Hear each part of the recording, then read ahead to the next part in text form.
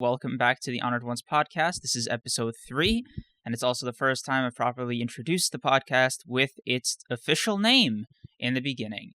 So, hi, I'm Kreams, and my co-host... Broken Ronin here. And, in this episode, we're going to be talking about plenty of things. We're going to be talking about YouTube. We're going to be talking about some anime and manga stuff. But first off, we're going to be talking about My Hero, and specifically the chapter that came out today, where the traitor of My Hero was potentially revealed or hinted at by Horikoshi. And overall, we're just going to kind of talk about our thoughts on it, and then we can move on to different stuff. But starting with you, Cream, what did you think about the chapter overall, and are there any specific things that you wanted to harp on? All right, so this might already come out the gates pretty hot, but I thought it was a pretty good return to form. Fair.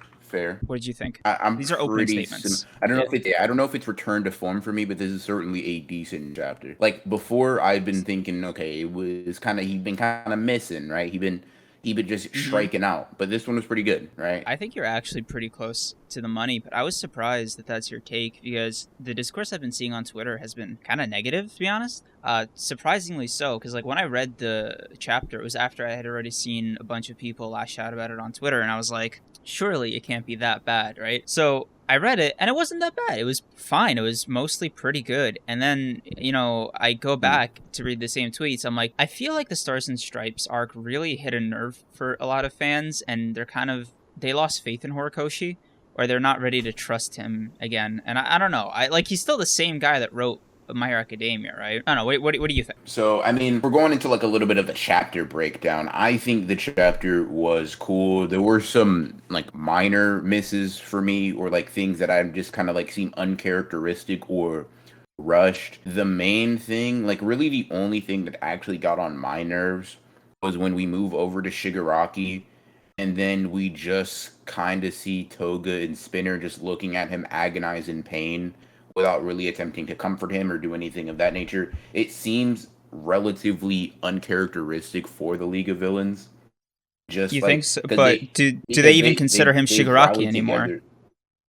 Together.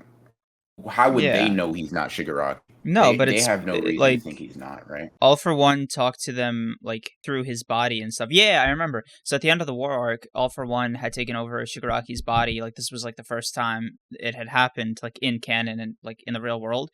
And afterwards, the League of Villains were like, "Yo, so are you Shigaraki? Are you All For One, etc., etc.?" And then All For One had at this point broken out his original body. And he and the League of Villains escaped, and he said, "Oh, this is Tomura's body, nudge, nudge, wink, wink. I'm just taking care of it while he's resting," which was an obvious, lie because he's All For One. But they know about the weird steering wheel situation going on. Sure, I still think it'd be weird for them to not care, even if it's about their friend's current physical state of complete agony, right? Even if they All For One has some weird things going on in the background, right? It's clear that Shigaraki is currently the one holding the steering wheel based on his dialogue or whatever. And then we do know that currently there seems to be more of a fusion of them rather than one taking over right now. As All For One's kind of I'm starting to develop his hatred for All Mighter and things like that. And Shigaraki in previous chapters was developing All For One's kind of tactical mindset, if you will. And I feel like it's becoming more of a fusion. Either way, I do think it's a little bit strange for them to not do anything. I don't know if Horikoshi plans on kind of emphasizing that more later chapters. It's more of a nitpicky thing than a big problem. The main thing that everybody seems to be upset about is Invisible Girl being the quote unquote traitor of My Hero Academia. How do you feel about that? Honestly, I don't really care. And I don't know how to feel about me not caring because, on one hand, this whole traitor thing was set up pretty early from the get. And then the general vibe and consensus was that Horikoshi basically forgot about the UA traitor and it didn't matter anymore. He wasn't writing with it in mind. But then I heard that was a rumor. So this whole traitor situation, to me, feels like Horikoshi did actually forget about it. I'm going purely off speculation and based off this recent chapter, right? Assuming she is the traitor, because at the end it's kind of it's implied that she's the traitor, not explicitly said. And with me, I'm like, well, I can get it because she wasn't there for like one or two of the attacks, as I recall, or she was knocked out, so it gives her plausible deniability. But like a few things don't really add up. Like, for example, why her, right? Because to me, the most obvious and like I think decent character, like if Horikoshi still wanted to use a useless character or background character, the best person for the job that still would have had a good narrative impact was fuck. What's the tentacle? I think that's his hero name, but I forgot his like actual name. You know who I'm talking about, right? I got, I think Shoji or something like that. Yeah, Yeah, he has multiple arms. Are you talking about him? yeah. Okay. Why is that? Why do you choose Be- him over? Because I think he would have had because similar narrative impact, like Zero. No, because unlike Invisible Girl, he actually had like at least one moment with the main characters where he was like the guy, you know what I mean? And it was I think in the training arc in the woods right after the fight with Muscular. Mhm. So I mean, I can. I mean, I guess, but I don't think. I think that like that when he talks to Deku a couple times or something like that, like his narrative impact is just as strong as I can't remember her name for the life of me. I'm just gonna keep calling her Invisible Girl, right? It's just as strong mhm, as Invisible Girl, which essentially equates to Zero, right? They're both blank yeah. slates as characters for the most part. I think if he was gonna go with a blank slate for whatever reason, right? Going with the one that most logically could be a spy is the better option, I think. If you're gonna pick if All for One is gonna pick a spy, somebody who can literally leave UA and go wherever she wants completely undetected if she takes her gloves off is the better option, I think. Over Yeah, some I like know. hulking mass of a person or whatever. I know what you mean, and I think I partially agree. Like for example, I saw your Twitter reaction to it, and you said something along the lines of just because it's logical doesn't mean it's good. Hmm. I'm curious what you meant by that, but I'm gonna before you answer, I want to tell you what like how I interpreted it. So Sure. when because I saw that before I read the chapter, right? So I go into it and Mhm. I'm like, I kind of see what he means because she is literally a background character. It's almost like a joke how background she is because her power is literally like always on invisibility. Mhm. So I get it, but the narrative like punch of it is what bothers me Mhm. or lack thereof Yeah. because it doesn't matter, right? Like the only emotion you would feel is literally I'm not even talking like like negative or positive, just an emotion that you feel would all be chalked up to oh yeah, she's in class 1A. It's nothing really of her doing or of her own ability. You know what I mean? It's like oh, we need somebody in class 1A to be the traitor. Who could it be?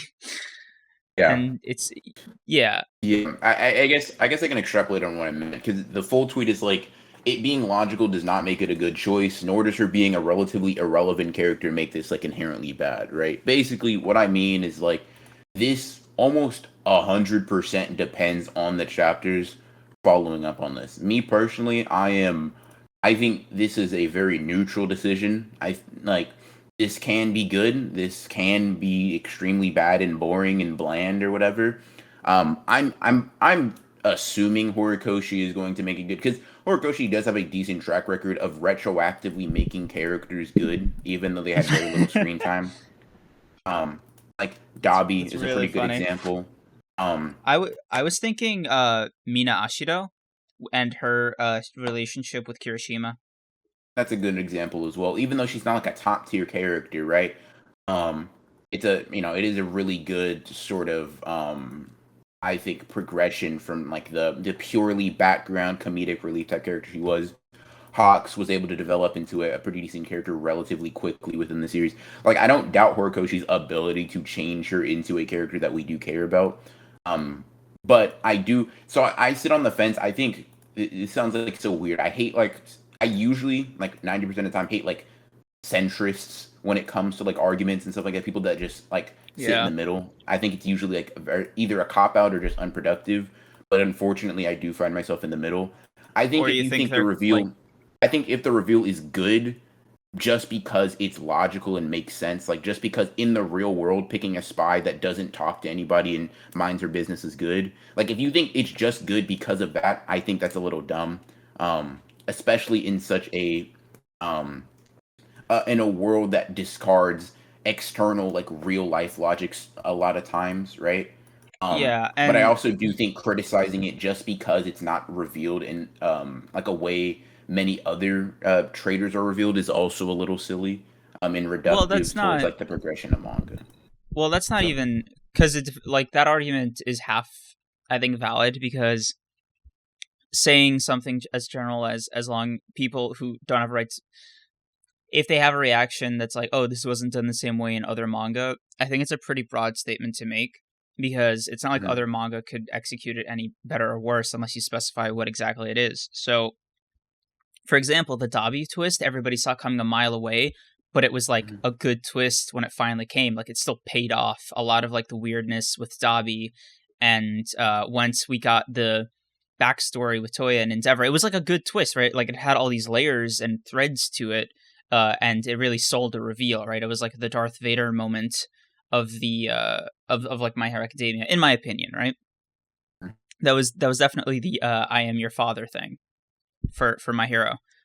So, with that in mind, right, I think this reveal falls flat for one simple reason, and that's unless Horikoshi dedicates like 2 or 3 chapters into giving her an origin, explaining her motivation, how she did it, etc., which, in my opinion, is what I'm kind of bitter about because it means that unless this decision was done from the get, like he always intended for her to be the traitor and he hadn't forgotten, which is like I established is what I think happened. Mhm. What's gonna end up happening is that he's gonna have to try to go to make these new chapters to go back and like explain everything away in a way that makes sense. And knowing Horikoshi, it's probably going to be a 7 out of 10 job, if we're being honest, Yeah. like just based off his history I with this mean, kind of thing. And it'll be like another mini flashback arc or like a small thing, and then it'll make it more palatable.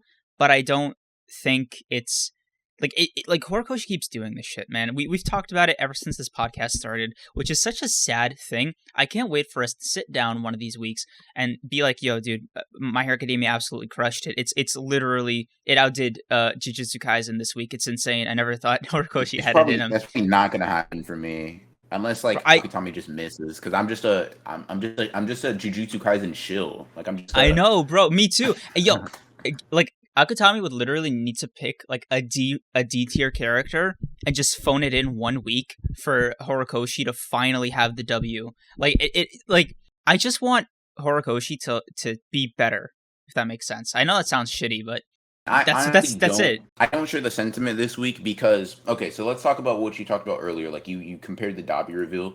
I'm gonna be Yeah. honest. Dobby's reveal only mattered contextually because he's related to Todoroki and Endeavor, and only mattered more after his backstory. Dobby before that is just some semi interesting, maybe like C tier villain that has a Mm-hmm. cool quirk, right? He's Dobby's interest until his backstory relied solely on context, very similar to Invisible Girls. Right? Dobby's just some burnt up, crispy bum outside of like before his backstory, right? Because before we had that, there's for me at least, there was absolutely no reason to particularly like him or care that he was related to Endeavor, right? The only reason I think it got such a rise out of people is because of I think how much people like Endeavor as a character, or at least think how good of a character he is, and because generally speaking, Todoroki is one of the main characters, and having a lot of impact on those two means you have a lot of impact on the fans. I think it's just very similar here. Invisible Girls, like narrative point of being a traitor possibly is impactful in the sense that it impacts the narrative, it impacts Deku, Bakugo, All Might, it impacts basically everybody, right? Because we're in Endgame Mm-hmm. right now, and having a traitor that isn't revealed is extremely problematic. However, I think just like Dabi was made into a whatever you want to say B tier, A tier, even if you want to say S tier for some reason character over his flashback, I think the Mm-hmm. exact same thing can happen here. Which is why I'm somewhat like in the middle. I think Horikoshi clearly has shown the ability to do this exact same thing with other characters. It's just I don't know if he will, and I don't want to say oh this is a great reveal because I don't know yet, right? There's not Mm-hmm. for me. There's not the proper information to determine. Oh yeah, this was a great reveal, right? No, we don't. Mm-hmm. I don't have that yet. But I also think it's a little silly to jump to the conclusion of this was like a bad reveal, right? If you say, Mm-hmm. yeah, it was a wet fart for me, it was, it was whatever, it lacked impact, sure. I'm not going to get upset about that. I don't really even care personally. I'm unfortunately very in the middle, hoping for the best. Not necessarily even expecting the worst, just hoping for the best. Honestly, I think Horikoshi will probably dedicate a chapter or two for backstory. I'm hoping 2 chapters, honestly, of like really solid backstory that makes me sympathetic, not corny dialogue, that type of stuff. But at the Hmm. same time, honestly, what I want next chapter is seeing Deku sparring versus Class 1A, but Dude, me I don't too. know Like which one I want more. to be honest with you, I think I just want, dude, I talk a lot of shit. I've been talking a lot of shit, and I think I will keep doing so until I'm satisfied with My Hero Academia. Hmm. But I think what I want at the end of the day is to feel like the main characters are still developing. Like, for example, Hmm. moments where like the Bakugo apology thing is a moment that we've all been waiting for or expecting. At least it was a big moment. Seeing the rest of Class 1A again after what seems like in real time like 6 months, right? It was Hmm. so many chapters before we got to see Class 1A again after the end of the war arc and Deku abandoning UA. Hmm. So I want to see a united front, if that makes sense. Like if Horikoshi were to just drop a hey, okay, I want to get into specifics. I just I can like name specifics of what I want. So this Sure. is just my pure like fanboy list of shit I want from My Hero Academia chapters, right? The very first thing I want is for everybody to sit the fuck down and acknowledge the fact that Deku has like an insanely godlike quirk and the fact that he's insanely important to this like world shattering villain monster guy who wants this quirk. And then what I want even beyond that point is for them to be like, oh my god, the secret of these two almighty quirks is out. And for example, the US government now knows that they both exist, for example, right? And let's say they defeat All for One. One for All is still going to be there, hopefully. Like, ideally, right? Hmm. Both these quirks just get wiped off the face of the earth. Every scientist like takes an oath that they never try to replicate it, a la the Nomus again. And that's like the end of My Hero Academia. But it's like a thing that like if I was in the world of My Hero Academia or if I was like this close to the main characters, I'd be like, dude, this would stress me out every second of every day to like know this quirk is out there in the open and people knowing about it. Just imagine, dude, because it's not like Horikoshi hasn't thought about this, right? In the previous chapters and earlier in the story, he's acknowledged through All Might that yeah, if people find out about this insane quirk, they're all going to be like chomping at the bits for. Are you kidding me? A quirk that gets more powerful, the more you could pass it on. A quirk that gets passed on. Ooh boy, sign me up, says Uncle Sam. In my head, it's always the U.S. government that does this shit, always without fail. Hmm. So like that shit stresses me out, and it's a part of like the world building that just I can't not think about. So I just want something like that to be addressed. And then I want the fact that Deku's still leveling up compared to the rest of his class, who seems to be overshadowed. Like, I want to see their progress, how they plan to help out Deku, and acknowledge the fact that they are substantially weaker than him, etc., etc. Like those are my like personal like what would make a great My Hero Academia chapter for me, right? So first of all, what do you think, and what about you? So, okay. For me, we're talking about kind of like I'm guessing what we want for future chapters upcoming and that type of stuff, and just general future stuff we want to see. Yeah. Personally, I am a much bigger proponent of seeing Deku's progress, like physically and mentally, honestly, versus his Hmm. class. Um, Yeah, my but because I I feel I like I want them go to. I ahead. want Horikoshi. I want Horikoshi to justify because he keeps saying it over and over and over again through these characters. Yeah, we're gonna help Deku out in the final fight with All for One. How? Show like make me as the reader believe it because as far as I see, Deku's doing 80 to 90% of the work. Let's be real, guys. Like, can we be honest with each other? Like, come on. I mean, we've already seen that like people besides Deku can take down these like huge problems. Like for example, right? We saw like back in the war, like mainly Class 1A was able to take down Gigantomachia, right? Gigantomachia being this like even though he's no Shigaraki, he's nothing to like. Let me put it like this, right? If They didn't Deku had to like. fight Shigaraki and Gigantomachia, there's no way he would win, right? Now, if his class or at least a big group of them take down that threat, even though they're not fighting Shigaraki, they're lightening his load of like work that he has to do drastically, right? If they're able to handle not necessarily Shigaraki himself, but the League of Villains, right? It doesn't have to be directly like all of Class 1A is ganging up on Shigaraki. It can quite literally be kind of almost symbolic of like what Uraraka's job in particular is like literally lightening his load and making it easier for him to do what he needs to do, right? I think it's very possible that Horikoshi can make this like our hero academia like kind of theme he has going on, right? He Mm-hmm. can make that very possible without compromising Deku's like cool factor, his strength, his power, and all that stuff. Because I do feel like if literally anybody, honestly, including Bakugo, if any of them are able to fight a serious Deku, because we've only seen them go up against a mentally fatigued, physically fatigued, Like, running who's trying to away get out of the Deku. fight? Yeah. Yeah, we've never seen him strapped, and I don't think there should be anybody who should be able to fight with him. Right? Mm-hmm. He's already shown in the war that he's arguably faster than Endeavor. Right? He's stronger. He's able to tank hits from Shigaraki, who has like All Might's level of strength. Right? Mm-hmm. He's able to fight back after that, and then he gets up, and now he's mastered more of his quirks, gotten stronger. Like I don't see any reason anybody is able to contend with him outside of like maybe Endeavor, but Endeavor's not the one we're focusing on right now. It's really Class 1A. Todoroki should get waxed. Bakugo should get waxed. Uraraka should get like anybody. Everybody Whoa. should be Actually, getting bullied. see, here's I the don't think thing. I anybody don't should agree. match up with him. I agree with everybody except Todoroki because I actually think Todoroki's underutilized. Consider this, right?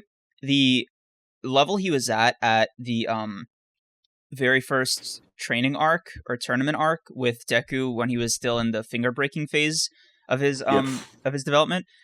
Yeah, Todoroki, like he was still only using his right side, and then he just started to use his left side, and he's in this weird spot that he's in this part of the My Hero Academia writing that I have a personal gripe with. It's something I actively hate, where if a guy with his powers were to actually exist, he'd be way more impressive than what he is like in manga. Because, dude, he can just like shoot fire en masse from half his body and then do a bunch of icebergs with the right.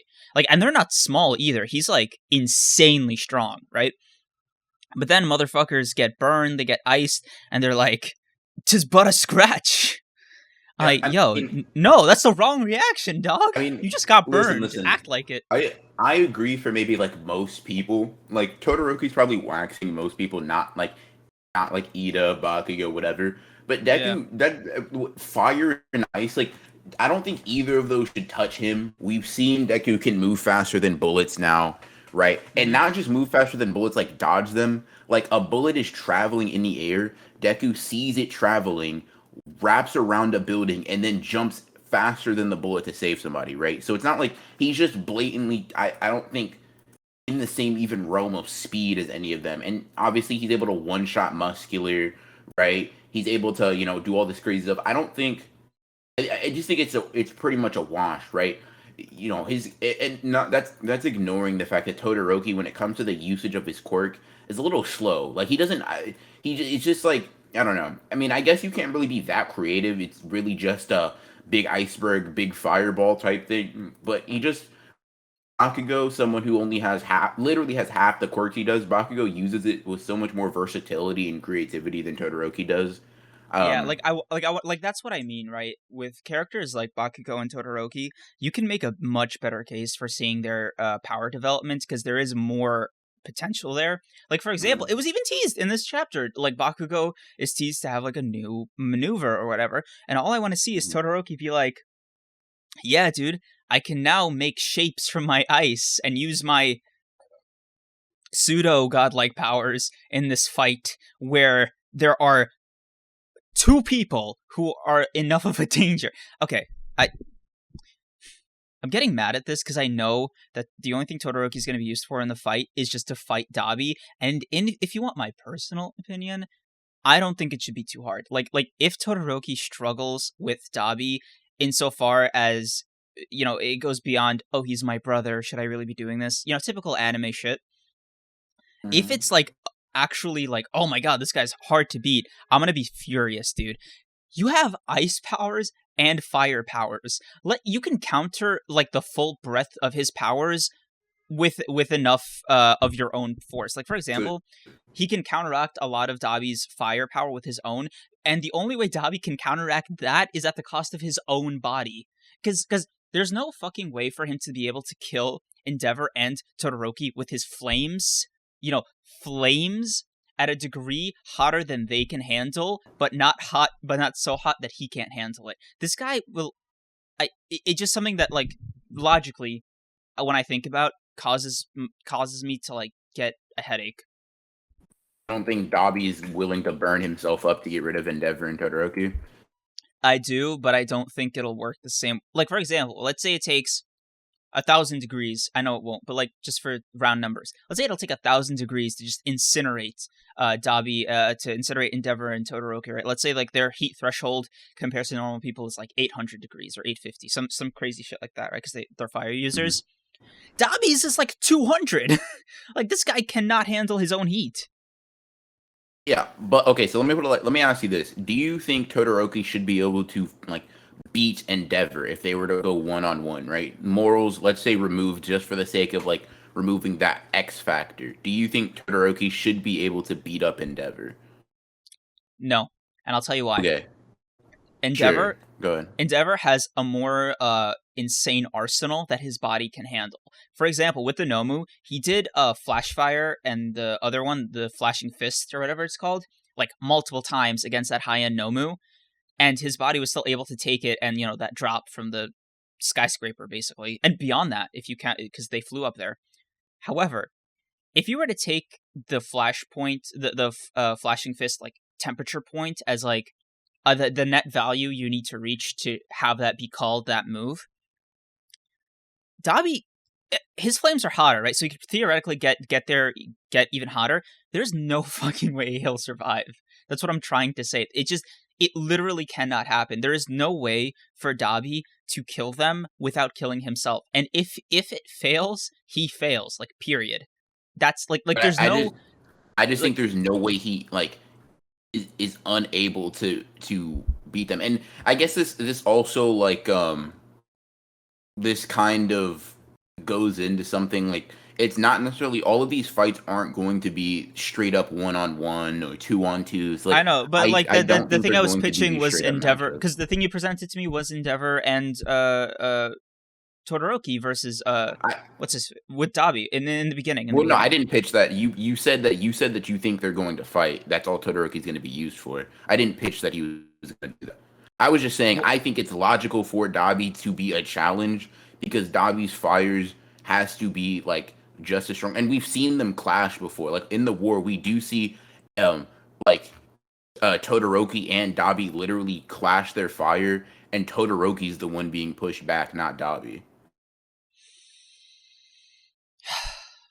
Because like the thing is, like, you can say, okay, maybe he's gotten strong. Sure, that's fine, that's fair, right? But that strength can be arbitrarily made so that they're an even match rather than Dabi having the advantage, right? Because when they do have their little scrap, right, Dabi is like smiling and giggling or whatever, and Todoroki's the one like burning up and being pushed back, right? So he's clearly not like the dominant one in terms of raw firepower. You can say versatility, sure.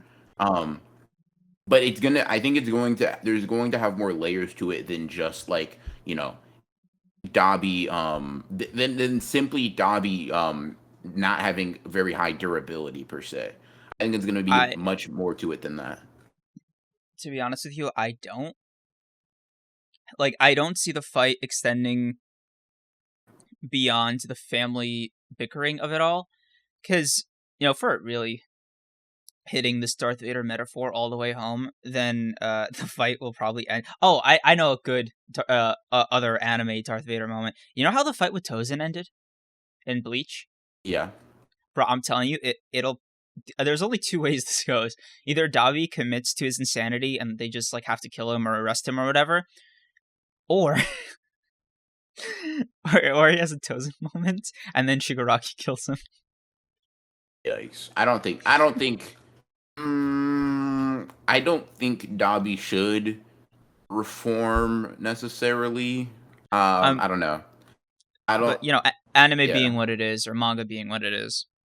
Sure. Yeah. I definitely think his portrayal is going to be a lot different because Shigaraki is definitely going to be more like that, where he definitely is going to have not necessarily reformation, but he's going to need to be saved in a different manner, right? Dabi, I think what's going to happen for him is his hatred for Endeavor is going to be what burns him up, quite literally. It eats Mm. away at him as a character and as a human being.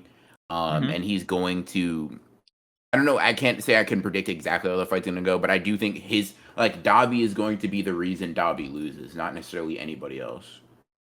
I That's feel just my that. guess, though, because he's I like. portrayed to be super unhinged. Like even in the most recent chapters, he's like, Yeah. "Forget the plan. I want to go and I'm gonna kill him now." Right? It's like okay, Yeah. Like I'm not saying it'll be bad. I just my expectations are a bit. I guess I'm one of those people that's more or less not lost faith in Horikoshi, but I've had my doubts, right? yeah. And going back to the ideal My Hero Academia chapter discussion, uh, what is your like ideal like what are you looking for? It depends on what avenue are you asking? Like, what am I looking for? Like, Like you from remember the the ending? examples? Do you remember the examples I gave about like what I want from the like a My Hero Academia chapter? Like, what about these powers being out there, etc., etc.? Yeah, sure. I'm Yeah, not so like, big on what's that your? necessarily. I'm honestly because personally I don't like the way Horikoshi attempted to add like other countries into the mix. So I'd honestly rather him not address it and just leave it kind of like a place where fans can speculate rather than do it and do it like kind of poorly. Me personally for these next few chapters at least, um, Mm-hmm. kind of like I mentioned, I want Deku to kind of stun on him. I want him to Uh huh. kind of bully him, not bully him, because I want Bakugo specifically to kind of be portrayed to be a little strong, but I do Yeah. want Deku to be preserved as like, yeah, I can still beat you guys, right? I can still, um, I can still whatever. Nah, So but there, that's not in Deku's character. He'd flex on them, but like in a way where it seems like he's not. He'd be like, "Wow, you no, guys no, have no, gotten so for much sure. stronger." Yeah, yeah, yeah, When exactly. Mirio, like, yeah, Yeah, but that's what I mean. I don't mean like necessarily his attitude being like that, but I do want his strength to be portrayed like I've been out quite literally on these streets, right? You guys can't hold a candle to me, right? yeah, man. And that was it. Yeah, I think that'll add a lot of humor to the moment and to the thing. That's, in my opinion, much needed. Like, I just want My Hero Academia to feel alive again, because lately I've been feeling that it's a bit too like, blah. It's been kind of a bummer. Yeah, I feel that. I mean, this chapter kind of I wouldn't say changed my attitude, but it was cool. Um, Yeah. So when I say it was- was like a return to form, I mean like I was getting those vibes because, man, when you read all the Stars and Stripes chapters in the back, it's like, yeah, this is a pretty short arc. But when you're living that shit like week to week, you're like, God, when will this fucking arc end? Oh my God, bro! Like, just hurry up and kill each other already. I mean, Because like, bro, this thing took 2.5 months yeah. to like get back to the main characters. Let's be real. Fair, but I do. But the problem with that is though is like we say we want the main characters, and I agree. I like seeing the main characters, but then a criticism that'll be levied at the series if we only get like or we mainly get that is like side characters aren't fleshed out. Something that's like levied at a lot of other series that do hold much more focus on primary characters. Like Naruto, for example, gets a lot of those criticisms, right? Oh, Yeah, these but side characters were Naruto deserves forgotten. every Blah blah blah. criticism it gets, man. Oh my god, bro. Ew, I forgot you're a Naruto hater. I forgot. Ugh. Yeah, dude. Gross. Nah, but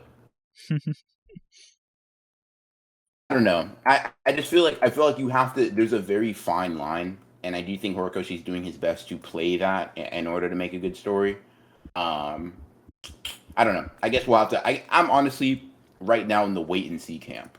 I'm gonna just sit back, you know, and see what Horikoshi got cooking up. Yeah, I guess me too. But I'm excited again, I will say, because I just. It's not that I don't like when they focus on the villains or other characters for too long, but when they focus on a new character for so long, you start to lose a little steam there. Yeah.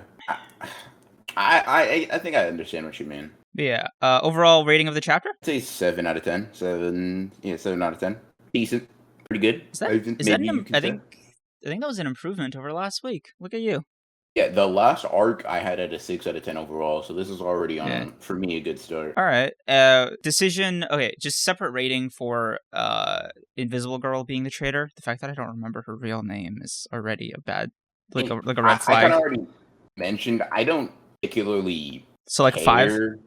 I mean, I guess 5. I guess you could say 5, although that has like even though I think it's average as a negative connotation, it's quite literally. I don't think I have the current information to make an informed rating, right? Just her being the traitor in a vacuum is lame, I guess you could say, but it's not. I won't go so far as to say it's bad because I think this is one of those things that almost 100% has to be determined by how these following chapters do it. Yeah, I think for me, I'm just gonna give it a 7 as well.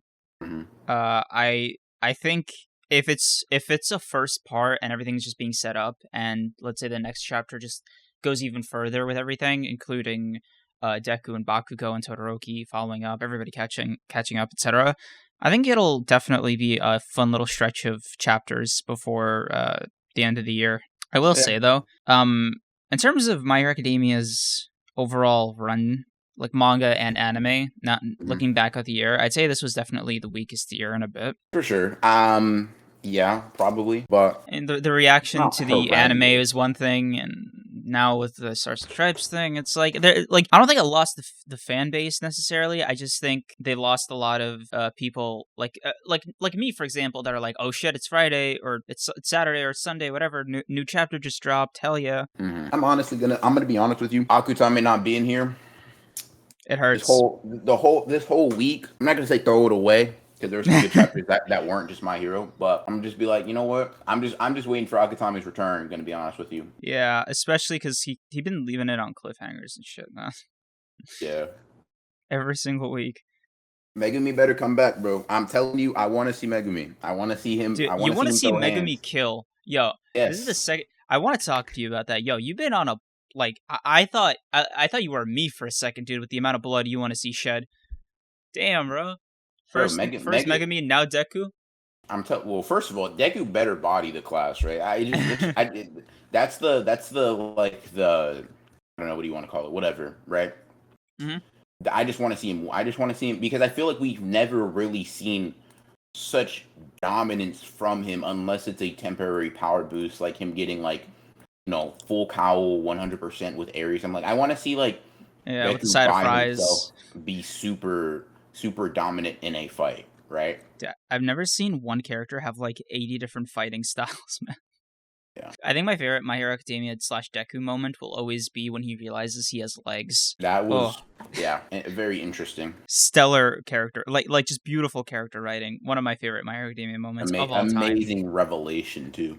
Exactly. I might cut this part out. I don't know. It doesn't really matter. It's a podcast, but it's a behind the scenes thing, so I don't think it's that interesting. But I'm really racking my brain around this Bleach Doofy episode because I'm like, yo, Doofy, we'll do your episode ASAP, man. Just hit us up or whatever. But he's only free on Tuesdays and Wednesdays, so that's gonna be a little annoying. And for the Bleach thing, every time we want to do it, it keeps getting pushed back because some other shit happens, and we end up talking about that. I remember last week it was a combination of you having gone to Anime NYC, and I'll be real, I didn't think you had it in you to just come off a flight, come home, and just yell at me for 3-4 hours about Bleach. I didn't think you were in the mood for that. And to be honest with you, I wasn't in the mood for that. So I thought, last week's discussion was a good little amount of breathing room, right? And then, this week with the My Academia chapter and everything, I was like, we could do it this week, but I was not done with my Bleach video.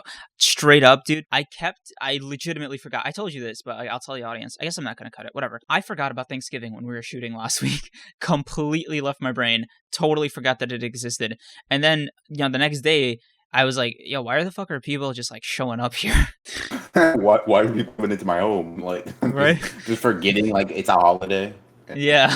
I was in my underwear. I was like, that's pretty weird. I don't get this many visitors. Yeah. So I was like, well, Bleach video is not going up this week. Shit. And I think you said your Bleach video wasn't coming out yet. So I was like, we can hold off. Yeah. And now here I am being co-host of, the greatest podcast ever made. And I think it's a little bit of perfectionism on both our ends that we don't want to do like this Bleach episode until everything is just right. And I don't mind Mhm. that because, you know, it's not like we're lacking for any interesting topics, especially Yeah. this week with I think this is a good segue with what's been going on with YouTube, which is a topic I've been wanting to talk about since the podcast was like an idea. So, you want to get into the context? You want to introduce it? How do you want to start this? I mean, basically, for me at least, I'm just realizing that I'm irrelevant. And I gotta gain my Whoa, relevance back. bro. Okay, that's Um, a bit harsh. but Dude, you were literally uh, moving. sure, but that's not really an excuse for the content. Well, okay, maybe it is kind of an excuse, but that doesn't mean like that YouTube isn't going to punish me for not being as consistent. And there So we go.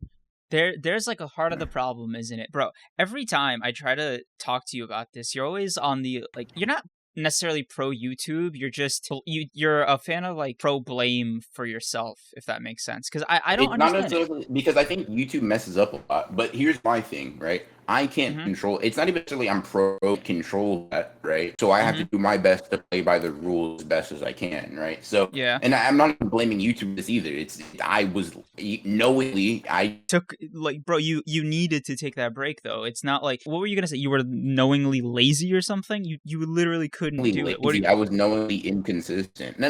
It's fine. It's fine to say there's an excuse and there's a reason. I'm not saying there wasn't one, right?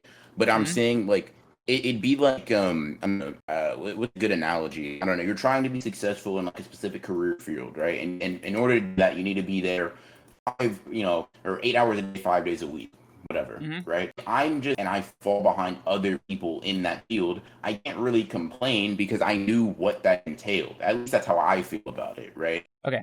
Dude, I think you're being A, way too hard on yourself, and B, too easy on YouTube.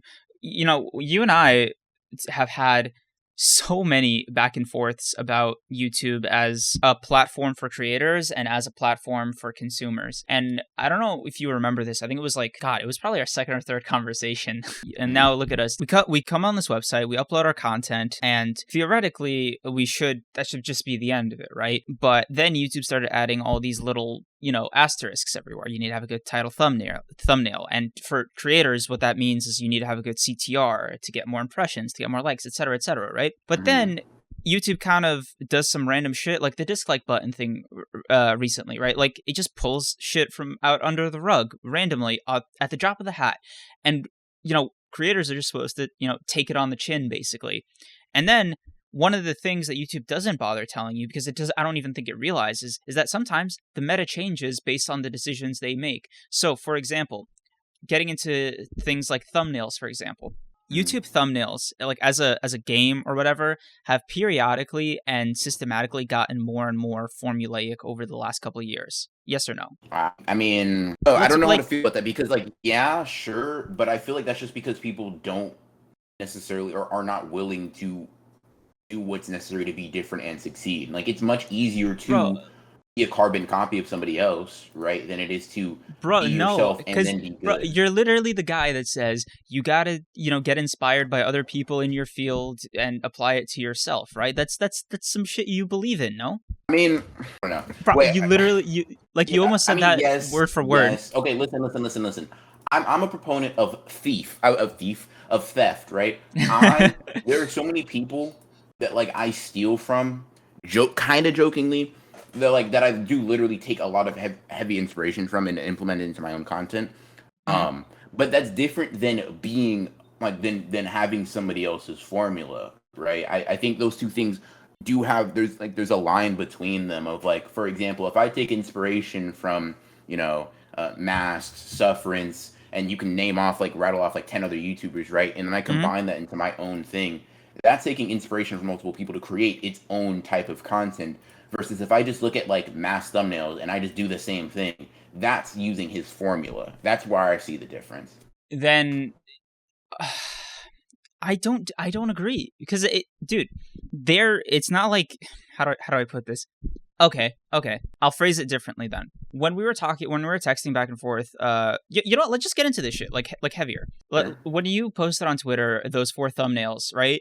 Like, do you want to get hmm into the context of like why you went down to the thumbnail rabbit hole in the first place, or? Sure. Yeah. I mean, just a little bit of context. There was basically Mm-hmm. like this kind of Anituber, like thumbnail contest thing. Not that big of a deal. I got waxed. I mean, I'm surprised I got one vote, to be honest, but I did indeed get waxed, right? I'm not, just so people know, like, so I'm prefacing, I'm not upset about it. I'm not like no, oh no, I didn't win, right? I just lost. Bro, I wasn't even in there. I mean, fair enough. There are plenty of people that weren't in there, right? No, I'm fucking around. I forgot the guy who absolutely. made it, but dude, the editing was like crazy. Stellar, like A+, and I want to be on it next year as a judge. That'd be dope. I fully acknowledge. Can we get into like the problems with that video? Like, I want to acknowledge that I love the execution of it. I think it was a fairly good idea, but my problem was in the methodology. So Sure. can we just talk about that? Yeah. What's the problem with the methodology, too? So I don't know if you caught Sensei's response to the video on Twitter. Did you? I think I did. Was it about like it's like I think most so. most of these people use like the same thumbnail artist, for example. Or like the same person that designs it, yeah. Yeah, so there's that as a factor. So saying A is better than B is just saying, well, the vibe of this channel based like from the same artist is like different. The only problem with that is okay, go ahead. So that's just one of the problems. And the other one that Sensei mentioned that I thought was very interesting was that a lot of the people participating in the video were also participants in the options. Like they were also options on the. They were contestants. I forgot the word for contestants. But they were also contestants. So obviously the guy had the rule that you couldn't vote for yourself, which I guess was meant to remedy that. But like at the same time, I don't think. Okay, this is gonna sound like the biggest, most pompous thing I've ever said. I don't think audiences know what a good thumbnail is. Straight up. Like, I don't think if you were to have those 4 thumbnails that you put on Twitter, right, and just have like every non-Anituber respond to you, they'll say, "Oh, most of these are pretty good," or "This one's better than this one," or whatever. And I've been in that position a few times before in my life, and I could tell you, man, people don't comprehend what a good thumbnail is because what they hear is which one looks visually the best. When I've said this time and time and time again to you and to everybody listening, I'll keep saying it. Just because a thumbnail is like artistically pretty doesn't make it a good thumbnail. It can mean an even worse click-through rate because a thumbnail is meant to be designed a certain way. It's meant to sell the video while generally complying with the vibe of YouTube at that point in time. I mean, I think so when people are like, this thumbnail is better than that thumbnail, even Anitubers, dude, what I think really pissed me off about that video is like, yeah, you probably think this thumbnail's good for now, or like how about in 2 or 3 years when the new thumbnail meta becomes just like single text words or like exclamation points on like a white backdrop or something vague like that. It's always a changing, ever evolving concept, right? And some of these YouTubers, they'll look at thumbnails and they'll make the same mistakes that they know audiences make, and it really pisses me off. So for example, when people chose I think Sufferant was the one that won, and you and I have had this conversation. They chose Sufferant's thing because it was like the most artistic or whatever, and I got like a little skeeved. I'm like, yeah, they're pretty gorgeous thumbnails, and I think commissioning this guy for artwork would be well worth the money, but as thumbnails go, if you look at his videos, like his 10 most like popular videos, dude, they don't use that style of thumbnail with the streaks and the butterflies. That's not even what his most popular thumbnails are. That's fine. The problem with that, I did have a problem. Hold on. It really grates on me. Okay. I want to point that point out because there's a problem with you saying that. Notice all of his top videos are one specific topic. They're Tokyo Ghoul, right? Or Attack on Titan. There's those two, right? The reason his videos, you can say, it's a pretty big reason they're not as big is because they're not the things that made his channel, right? If you go back in time, right, you'll see, really what made his channel as big as it is now is Tokyo Ghoul and Attack on Titan. I'd say you can attribute some of that to thumbnails if you want, right? But I think it's a bit disingenuous to say, oh, these are top 10 because they have a different thumbnail style, instead of like kind of looking at the fact that they all are Tokyo Ghoul or Attack on Titan and recognizing that that's what his channel is popular for.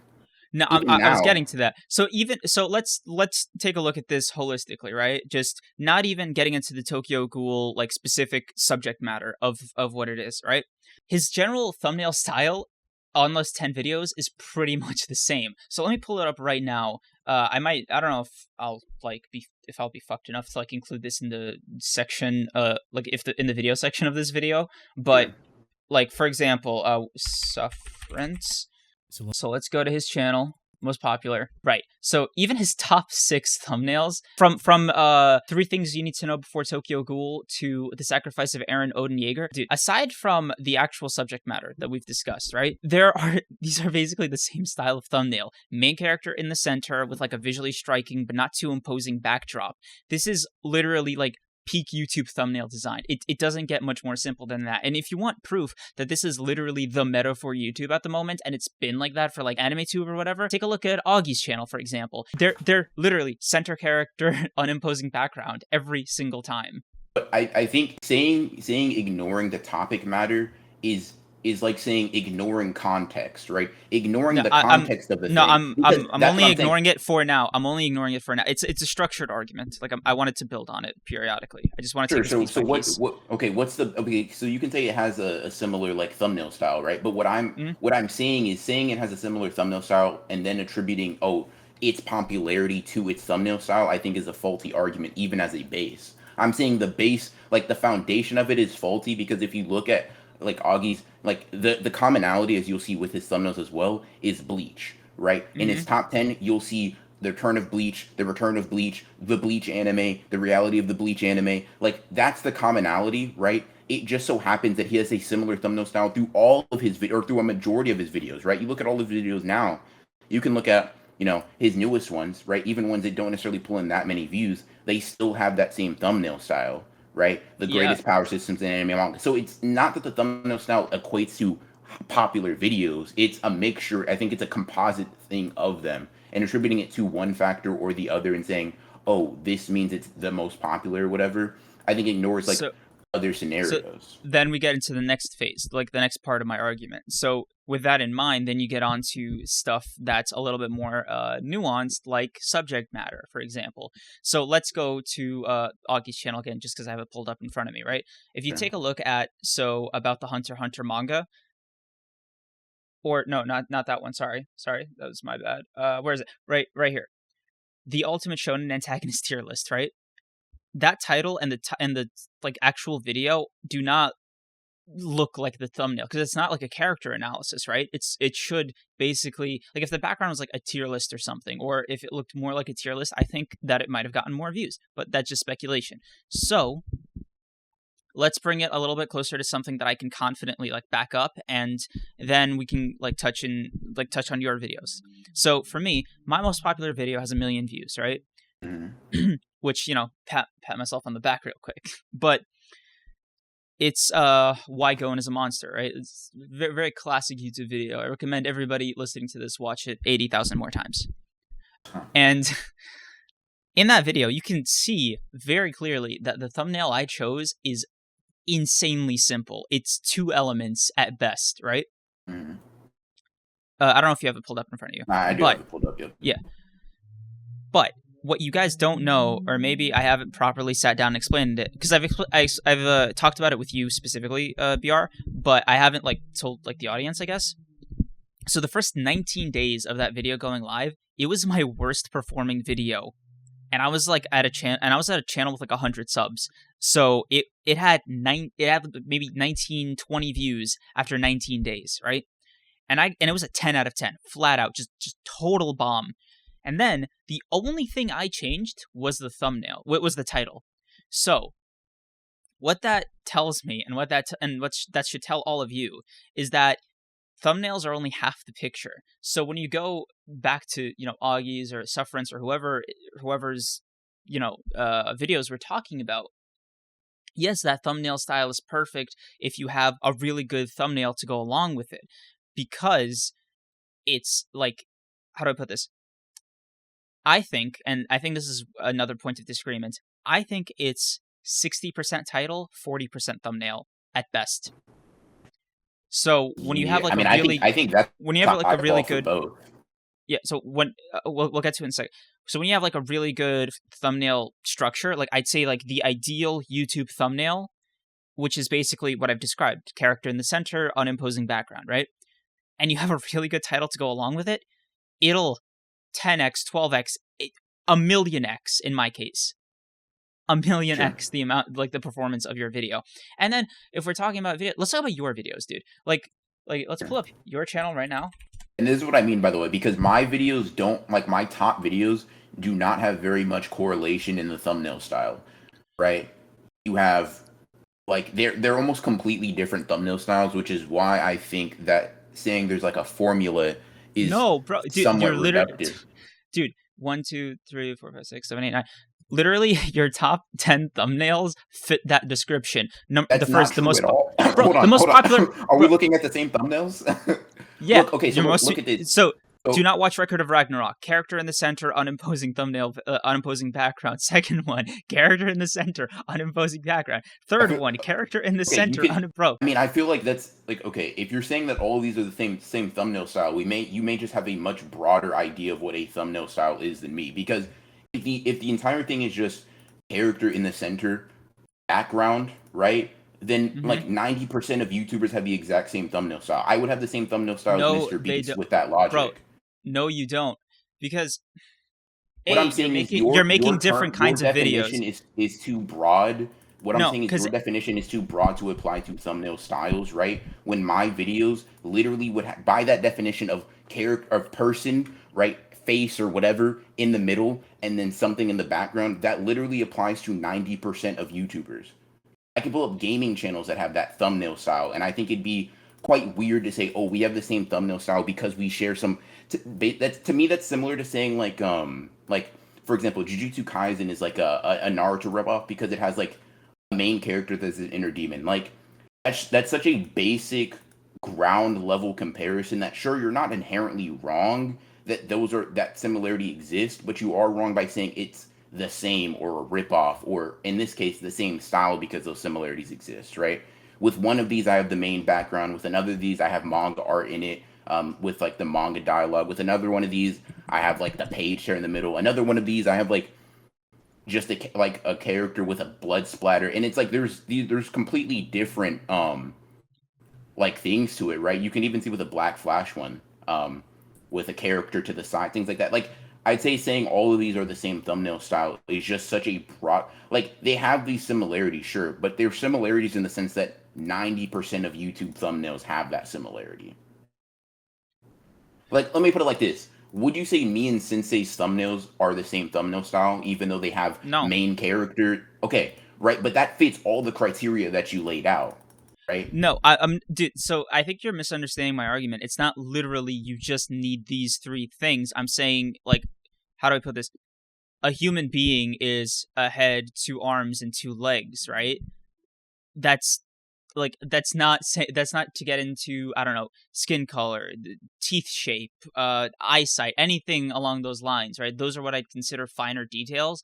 But the thing that always like grates on me is the arguments I always hear sound to me like, but do I even need an arm or a leg or something along those lines to make it like a human being? By like You it's so don't. irritating to me.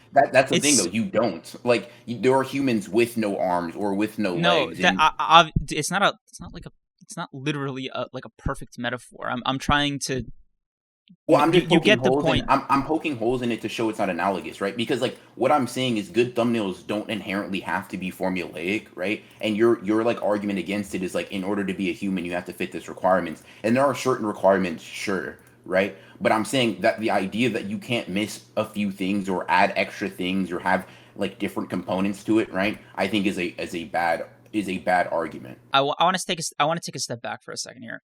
What do you think is like the issue? Like what is your thumbnail philosophy? Whatever. Like what is like go off, please. What do you mean? Like, I don't think there's a philosophy. I just think it depends. There's like maybe 2 or 3 trains of thought. I mean, like multiple ways you can go about it. You can say, oh, this thumbnail looks the best, right? It's the most visually appealing, kind of like art, I guess. And then if you're looking at it from the consumer standpoint, that's what you could want. You could look at it from the other standpoint, which is what gets the most clicks is the best, right? That's it. And we don't have information to which of these has the best click-through rate. So there's no possible way that anybody but the creator of those videos could say, oh, this thumbnail is better than the other, if we're using that criteria. So speaking as one of those creators, let me go out on a limb here and say your definition of a good thumbnail is one that gets high CTR, a lot of impressions. Basically, the more views, the more clicks, you consider, hey, this is a fantastic thumbnail, right? Yep. More clicks equals better thumbnail title. I mean, Right. it's more nuanced than that, but that's the most Generally, basic way you can put yeah. it. Okay, so you're a creator with a pretty sizable audience, so your data is actually pretty usable, right? You have 29.1 subs, which, hey, congratulations, by the way. I forgot to text you. Shit. Yeah. So if you go to your YouTube analytics right now and you were to like just sort out all the popular all your videos by highest CTR, which one does YouTube say is like the most clickable thumbnail? Let me see. I gotta search them. Let me go for the Record Ragnarok ones. That's still my most popular record. No, all of them. All of them. How do you search for all? Oh, how do you go for all of them? Go to YouTube Studio, just like a homepage. I'm in there. All right. Analytics, I'm guessing. Yeah, analytics, and then from analytics go to engagement. Yeah, sorry. Reach. Reach. Then gotcha. Impressions, click-through rate, and then see more. All right. And then filter lifetime. So am I looking for, when you say see more, is that for the traffic sources? Yeah, see more. Okay. It's like a blue see more, and then from there you filter by lifetime, and then once the graph pops up, let me see. Your impressions click-through rate should be right there. Okay. And right, and then it should show me. Yeah. You see it? Yeah, I'm looking right now. Let's see. Click through. So just looking for the impressions click through rate. Yeah. So what's the total? Like, what's your average channel click through rate? Does it say? It says 5.5%. All right. Now under it should be your highest click through rate video. Which one is it? The Unsealed Rage of Gojo Satoru. Is that your most viewed video? Nope. Well, doesn't that... And it's not even close, by the way. The gap between that video and the Record of Ragnarok video is literally like 100,000. You know what I mean? Sure, but it's my second most viewed one. I would say it's a relatively similar... The point I'm trying to make is that YouTube is such a nebulous platform to begin with, and then on top of that, you have like viewers responding positively to the video when it pops up on their feed, right? That's why it has such a high CTR. But it does like what it should do, honestly, if you want my personal opinion on how YouTube's algorithm should work, is they see like viewers click this video, they like, comment, they do YouTube audience shit, right? It basically says to YouTube, oh my god, somebody engaged with this video, sound off all the alarms, we gotta promote it to every single person who's even looking at a screen right now. That's what should happen, right? Because that's literally, you want people to stay on your platform. This video is showing you that people are staying on your platform, so push the hell out of this video.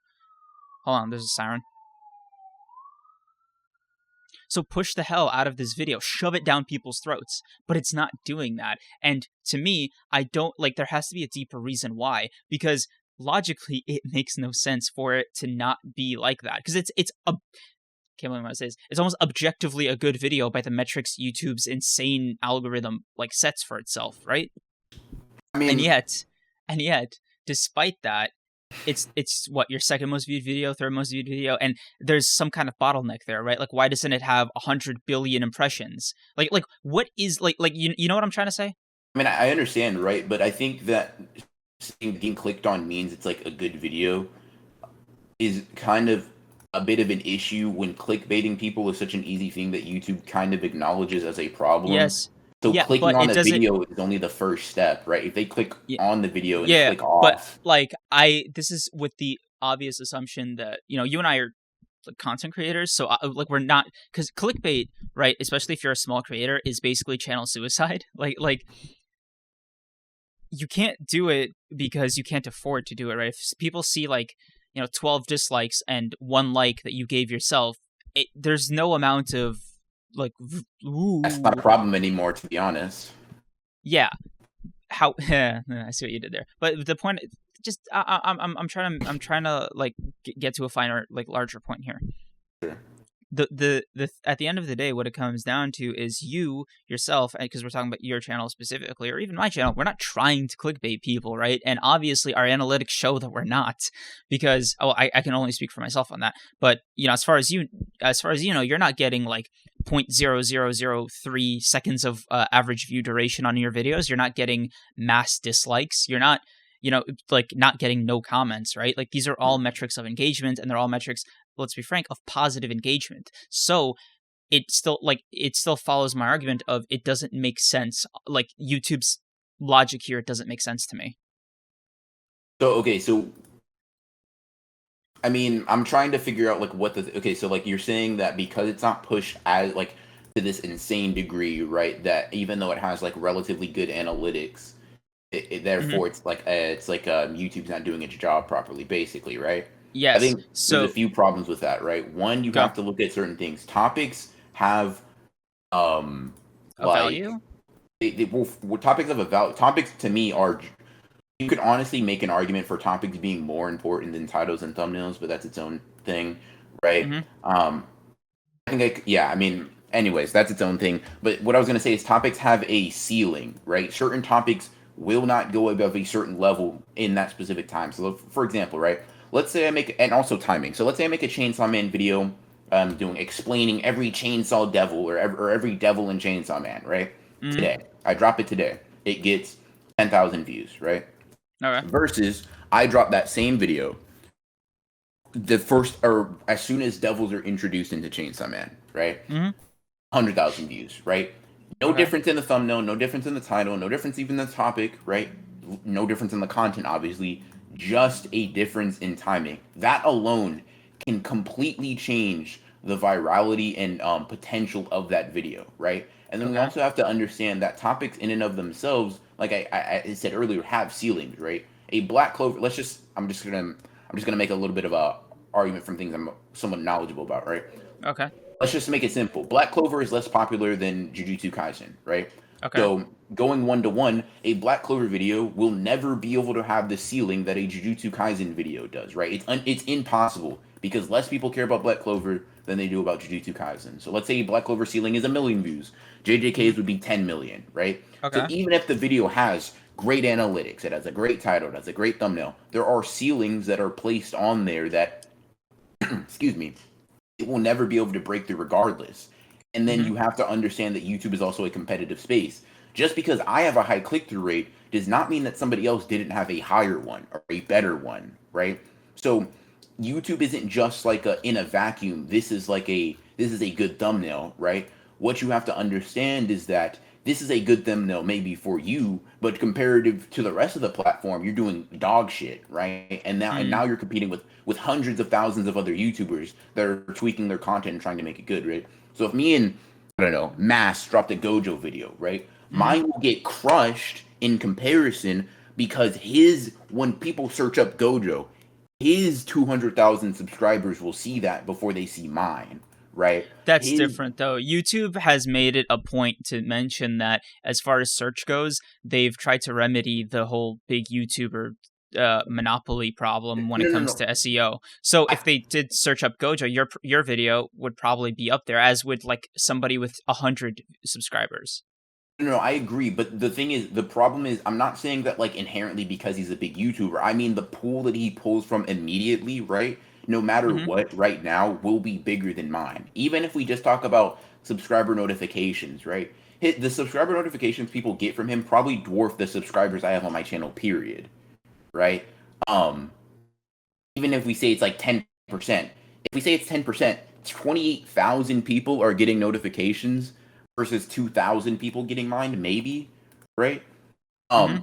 So obviously YouTube search values like the searchability of the terms, but also like how the video performs. Even right out the gate, his has an advantage, and those things kind of like lead to a video crushing another because of poor timing, blah blah blah, right? Mm-hmm. It's a multitude of things that I think are, and I'm not trying to cape for YouTube. I don't think it's like the perfect platform or anything. I'm just saying I think it's more complex than limiting it down to a handful of factors like title, thumbnail, and watch retention. I think there's multiple things you have to take into account with that. Okay, so let me again go off my experience, because that's the only thing I can vouch for 100%, right? So my Going video, I have the analytics for my channel pulled up, right? It's my 5th most clickable like CTR percentage thing on my channel. 5th, right? But like you don't even need to look at the rest of my channel, dude. I mean, you should, because I make great stuff every single day. But not every single day. God, I wish. But for real though, 9.2% is the average CTR, right? And it's my 5th most like clickable one. My highest one is at 11.9, and that one is like my 3rd or 4th most viewed video. It's the Avatar video I made. And the impressions, the views, everything is hilariously like dwarfed in comparison, right? The thing is, I made the Gon video when I had like 200 subscribers, right? And it's basically what's been instrumental in growing my channel. And, you know, I mentioned the thing about changing the title, but let's take a look at a different video that I went in, like, from the ground up, making a similar change to, which is the Avatar video, right? All I did was just change the thumbnail, and it performed instantly better. I showed you the original thumbnail. It was awful. You don't need to mince words. I know. I might post it on Twitter or something just after this, just to show people if they like, I don't know, tag me and like remind me, because I know I'm gonna forget in the next couple days. But it was horrible, and so when I changed this thumbnail, it like definitely boosted the rest of this video. However, despite it being objectively the most clickable video on my entire channel, and much further than my actual most popular viewed video, the impressions, everything else is almost inconsequential compared to that Gon video. What I can't fathom is why. Avatar is not an unpopular show, right? So you can't even make the argument that the ceiling on Avatar is as low as Hunter x Hunter's, especially here in the States, right? But for example, so Avatar came out. The Avatar video came out after, correct? Yeah, sure. Yeah. So with that being said, and you can't even say it was like residual. I mean, I'm sure there was some crossover, right? But like purely on its own, it's consistently gotten views from YouTube recommended. I know because like I actively look at the analytics, right? Mm-hmm. However, the problem that I have with YouTube boils down to one word, and that's impressions. Impressions. The Avatar video has 75,000 impressions. Now, every other metric in this video, dude, is stellar, especially for my channel, because YouTube like basically just compares the performance of your videos to, like, the rest of your videos, like older videos, right? Sure. Stellar performance, like insanely well compared to all the other videos. But for some reason, it just does not promote it. Like it literally, I've made sure, dude. Like I've taken all the steps I can as a creator. I changed the thumbnail. I tried to tweak it as much as I can, and here we are, highest click-through rate on my channel. 75,000 impressions. What the hell? By all accounts, I did everything perfectly, right? I don't know. I mean, I hesitate to say that, honestly, because let's look at it. Let me just go, because I'm not looking at your analytics, right? So let me just go from like these possibilities as to why it didn't work as well, or why it's not necessarily like your most popular video, right? So let's go over a couple of things. One, right? You don't know if this Avatar video has good watch time relative to other people that made similar types of Avatar videos, right? An analysis or something like that, right? So that's one thing. For all you know, you could be getting absolutely dwarfed in terms of watch time for relative Avatar content, meaning YouTube will look at that and be like, okay, right, this is doing decently, so we'll push it a decent amount. However, relative to other content with relative search terms and things of that nature, right, you're doing mediocre, right? You're not doing bad, but you're also not doing millions of views worthy, right? So you can look at that. And that leads to YouTube and pushing it less, right? You can also look at the fact that, sure, your video has higher click-through rate now, but that could very easily be attributed to the less impressions. Now, you may be wondering, okay, why does it have less impressions than the other one? Well, I'm not sure if you know what your click-through rate was before, right? But due to it having 1 million views, it inherently dwarfs the Avatar video in impressions, meaning its click-through rate will also inherently be lowered.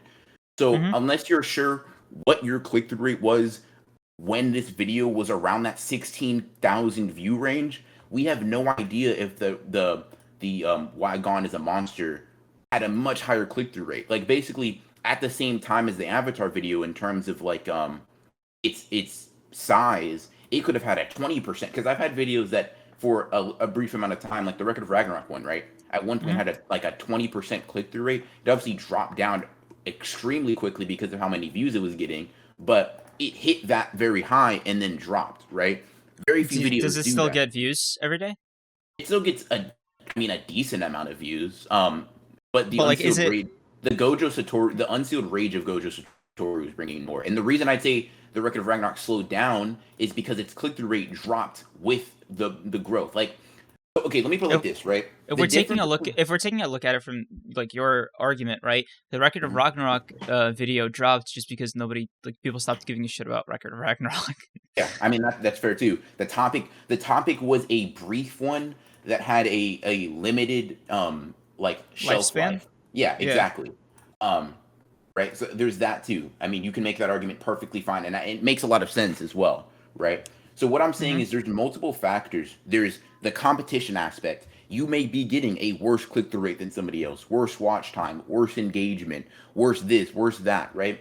So if we're looking at it, even if I only use that point, right, from a competition standpoint, why would YouTube promote your video necessarily over somebody's that is in your niche that applies to the same fan base of people but does better?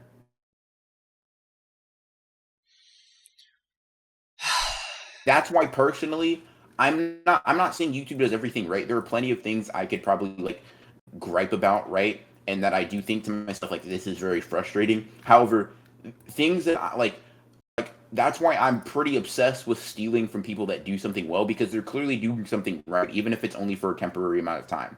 I want to take from them, Okay, take everything that they've give me an done. example. Do you have an example of it working? Of you like being like, okay, I see this thing is working. Let me try it out, and it works just as you thought. Do you have an example of that? I mean, it's not for me, but I can give one for like a friend of mine that I was with like when they blew up, like Mass. Sh- Um, Shoot. so you know Totally Not Mark, right? Yeah. Okay, so I'm assuming you've seen his thumbnails. Prior to um like Mass blowing up or whatever, I remember being in like Discord calls with him, similar to how we are now, Yeah. except obviously not recorded, with like groups of homies and stuff like that. And we would, we'd be analyzing thumbnails, stuff like that. And he latched on to Totally Not Mark. And he Mm-hmm. had Totally Not Mark had the red and white aesthetic with the super clean character, having a lot of negative space, that type of thing, right? So Yeah. Mass is like, you know what? I really like that. And at one point, Mass, you could tell the inspiration was very blatant at first until Mass kind of merged that into his own thing. And I shit you not, literally the month he started doing that, his videos blew up, right? Once he learned how to take inspiration while still making it his own thing, he literally blew up to like 10K overnight, and then from there he's just been hitting the ground running, right? So that's an example. For me, I can use my own. I mean, for example, I used the Do Not Read Demon Slayer, one of my own videos that did pretty well. I used that. I was like, oh wow, shit, that title combination with a whatever thumbnail did well. So when Record Mm-hmm. Ragnarok came around and that was dog shit, I was like, you know what? I'm gonna use my own self as inspiration for this. Replicated it, took out read and put in watch, and it did Yeah. well. Whoop de doo, right? Mm-hmm. Things like that. And then I used that and realized that hey, giving your honest opinion, even if it's negative on something that a lot of people like, gets a lot of views. So I did that with the Baryon mode kinda sucks video, right? Um, Whatever, that type of stuff, right? And I think like the Mask Wait. is honestly the Say that best again. example. Say that again before. Which part? Right before Barry on like you were explaining the motivation for making Barry on mode kind of sucks. Oh, Like right. yeah, yeah, Can yeah. you say that So again? basically, yeah, yeah, yeah. So basically, what I realized with the Record of Ragnarok video was even if it's in your honest opinion and not meant to be inflammatory, giving an opinion that's extremely contrarian, um, at the height of something's hype and peak of excitement for many people, inherently gets you a lot of views, even if they come from a negative standpoint, right? Which is what inspired me because I didn't like Baryon mode in the manga. I knew I wouldn't like it in the anime, so I made the video, right? And I was like, yeah, I mean, Baron mode kind of sucks, right? Obviously, that's not like something I just lied about. I do think the mode or the form, I should say, is kind of ass, but I decided, hey, rather than keep that to myself, why not make a video about it, right? Which is something I probably wouldn't have done if I didn't see the Record of Ragnarok video skyrocket in views the way it did. Okay, so to kind of take a slight pivot here. Sure. With all that being said, right? I've laid out, my arguments, you've laid out yours. Let's get back to like the start of why we even got into this topic in the first place, right? So this thing with the thumbnails, where did it come from? And specifically, let me rephrase my question. Why is your confidence shaken up when you've seen, like, for yourself, videos that have proven, like, video styles, that have obviously produced satisfactory results? Like, for example, I'm going to go out on a limb here and say Megami Fushiguro's Unrivaled Potential is a video that's getting more residual views than, like, the Record of Ragnarok video. Yeah, it's definitely been a slow burner. It's been kind of slowly climbing up that ladder, along with like the Gojo one, right? Sure. Yeah. I think maybe the problem is, but the way I portray myself on Twitter is a bit different. But you see the thing that you see, just me as like an outsider being able to guess, and I guess like another anime tuber who's obsessed with his analytics is able to just see that and guess like accurately that the Megami video is probably performing better. It's more evergreen than the Record of Ragnarok video, which is more of a flash in the pan. Yep. So doesn't that speak to a level of formulaity? Is that even a word? I mean, I don't think it necessarily speaks to a formula. I think that speaks to media in general. If you speak about something that literally does not have any relevance past a certain date, it will do well in that time and then stop, right? I think most people would be able to tell that with anything, right? If you I think that's basically how it is, right? I am a Jujutsu Kaisen champion. That's not what I want to be boxed into, but for a lot of people, right, that's what I am, right? Sure, whatever. I'm similar with Hunter x Hunter, yeah. Yeah. People come to me for that content, and this is a video that no matter where you are in your Jujutsu Kaisen consumption phase should interest you, right? Me stating that nobody in the series has potential that rivals Megami's is an inflammatory statement no matter where you are, right? Me telling you not to watch Record of Ragnarok only applies really when people care, and nobody talking about Record of Ragnarok because the anime sucked. That's why nobody talks about it. Okay, so going back to what we were just discussing, so what makes you shake your confidence? Because right now you can speak with a level of like authority and confidence to a thing performing well and being like, yeah, I know why this is performing well. The title thumbnail style works because X, Y, and Z. So why is your confidence shaken because of some random thumbnail test based off like people who voted? Even dude, Sensei, I have to agree with his take 100%. And there's the arguments that I made where there's just so many holes that, how do I put this? Putting weight on such a contest that I don't even think the creator of that video was intended for it to be taken as seriously as I think you took it to heart. It doesn't warrant doubting yourself, is what I'm trying to say. So here's the problem, right? Mm-hmm. I think the way I portrayed myself on Twitter maybe implies that I doubt myself. I don't doubt myself. I rarely do, right? I know I make good content. I know I make better content than most of the people on the platform, at least in my niche, right? Yeah, except me, obviously. Sure, of course, right? Nobody's even coming close, right? But for real though, right? I have confidence in myself that borderlines like delusion or arrogance, maybe for the most part, barring like outside examples of like, not outside examples, like extraneous examples of like whatever, right?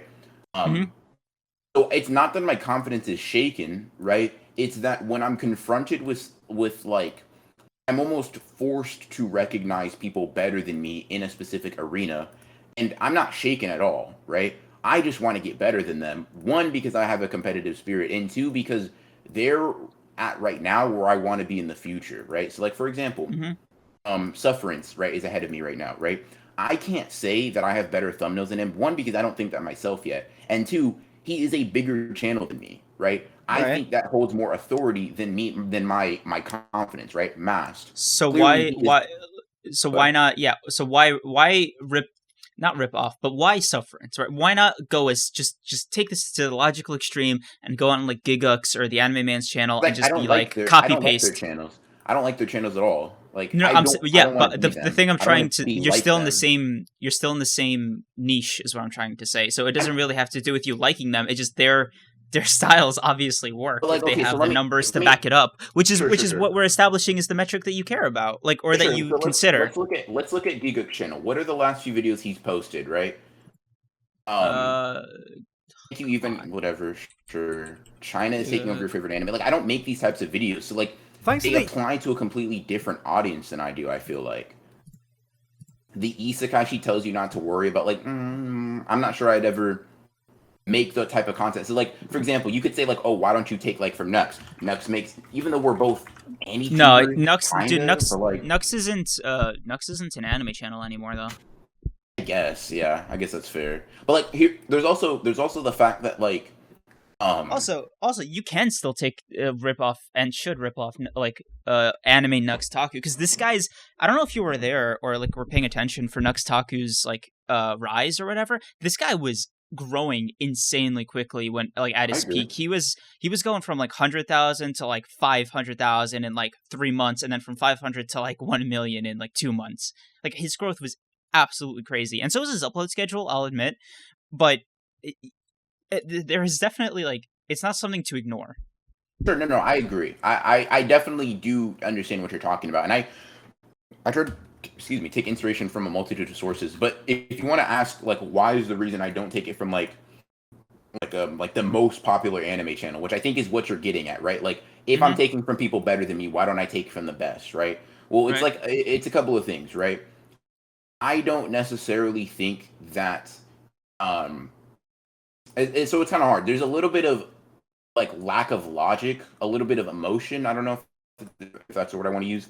There's a Mm-hmm. mix of my own ego per se or desire to be myself and like what I put out that stops me from doing certain things. If I put out chapter reviews, dog, I'm blowing up, right? If I put out like weekly Jujutsu Kaisen chapter reviews, I read the scans, right? I read the leaks or whatever, so I make the video before it even comes out. I'm blowing Yeah. up because that's what everybody can do. That's, whatever. I don't like doing that, so I won't, right? Even though I know Yeah. for a fact it will help me do better. I don't look down on people that do that, but I would look down on myself because I don't want to do that, and I'm Right. not going to do what I don't want to do, Right. to a certain point. So there's certain Okay. things like Sufferance makes good thumbnails, right? Well, he makes. Let me put it like this, because I don't know his analytics. He makes good looking thumbnails, right? Max makes thumbnails that are good looking and work. So in order to do that, right, I don't want to be. I don't like the idea of. Let me not say that, because I actually thrive under the idea that people are better than me because that makes me want to catch up and surpass them, right? That's where most of my growth has happened. Um, part of that growth is the surpassing phase. So I'm not shaken up in confidence with my thumbnails at all, right? I think my thumbnails are fine, they work. And I think over time, certain videos like the Explain series I'm doing will blow up more.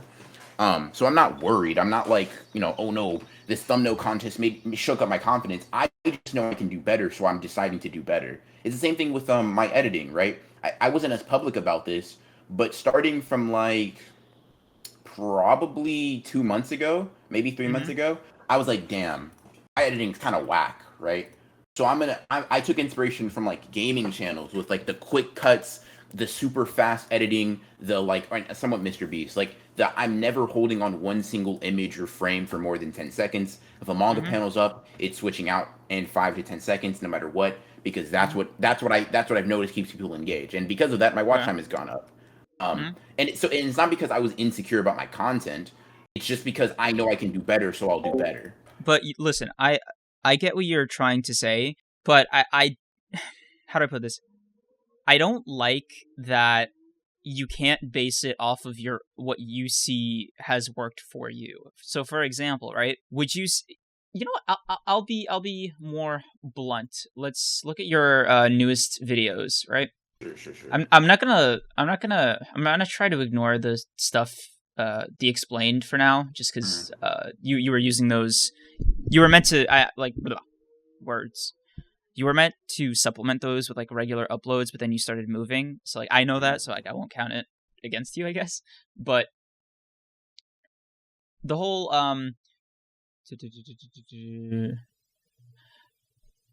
so from How to Kill Gojo Satoru's to Izuku Midoriya, and then right here, the history of Rengoku. How do you say his last name?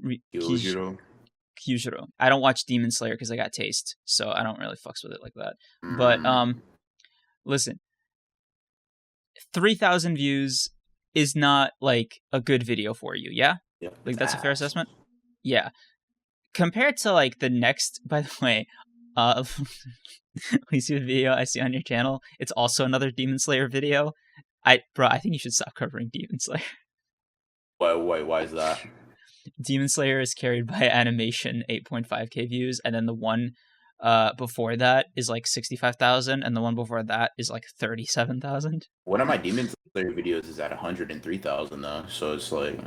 I know. I'm just fucking with you. I'm like. Nah, I feel that. Yeah. But, bruh, what I was trying to say is, I don't know if you remember this, but around the time you uploaded that particular video, the Rengoku video, you were going through something, man. I was like peeping your Twitter and stuff, and you were. I think I almost remember the exact tweet verbatim. You were like, "I gotta take a hard pause and redo all my entire content." Like that was the first hiatus, and that's like I remember when we first like linked up. It was around the time of this video. Like you were. Do you remember this? Not necessarily. You're saying like a month ago? Yes, it was like a month and some change. You were like on Twitter or something. You were like something not working. Yeah, Yeah, I do. Yeah, I do think I remember. Yeah, I know what you're talking about. Actually, I remember now. Okay. Yeah. So I still feel that way, but. So let me ask you this: was it because of that video? No. Okay, so here's the thing. There's a problem. I have this problem. Like I compare myself to previous successes. Right. As can't help like but do everybody does. Yeah. Yeah. Right. And it makes me feel like anything that's not topping my last thing is a failure, no matter to what degree. Right. Yes. So, yeah, you're literally preaching to the choir. 100%. Yeah. Yeah. So, I mean, I'll always feel like that when I'm not growing, and even when I'm growing, that only adds to that stress because I feel like now I have to one-up myself further. So it's not like I don't know. It's kind of hard to put like. I don't know. It's kind of hard to explain. I feel like currently I'm trying to really wait out till the end of the year as I'm stacking up once more because of the move. I went through most of the videos that I stacked up over time, right? Most of those videos are like are either out or scheduled to be out relatively soon.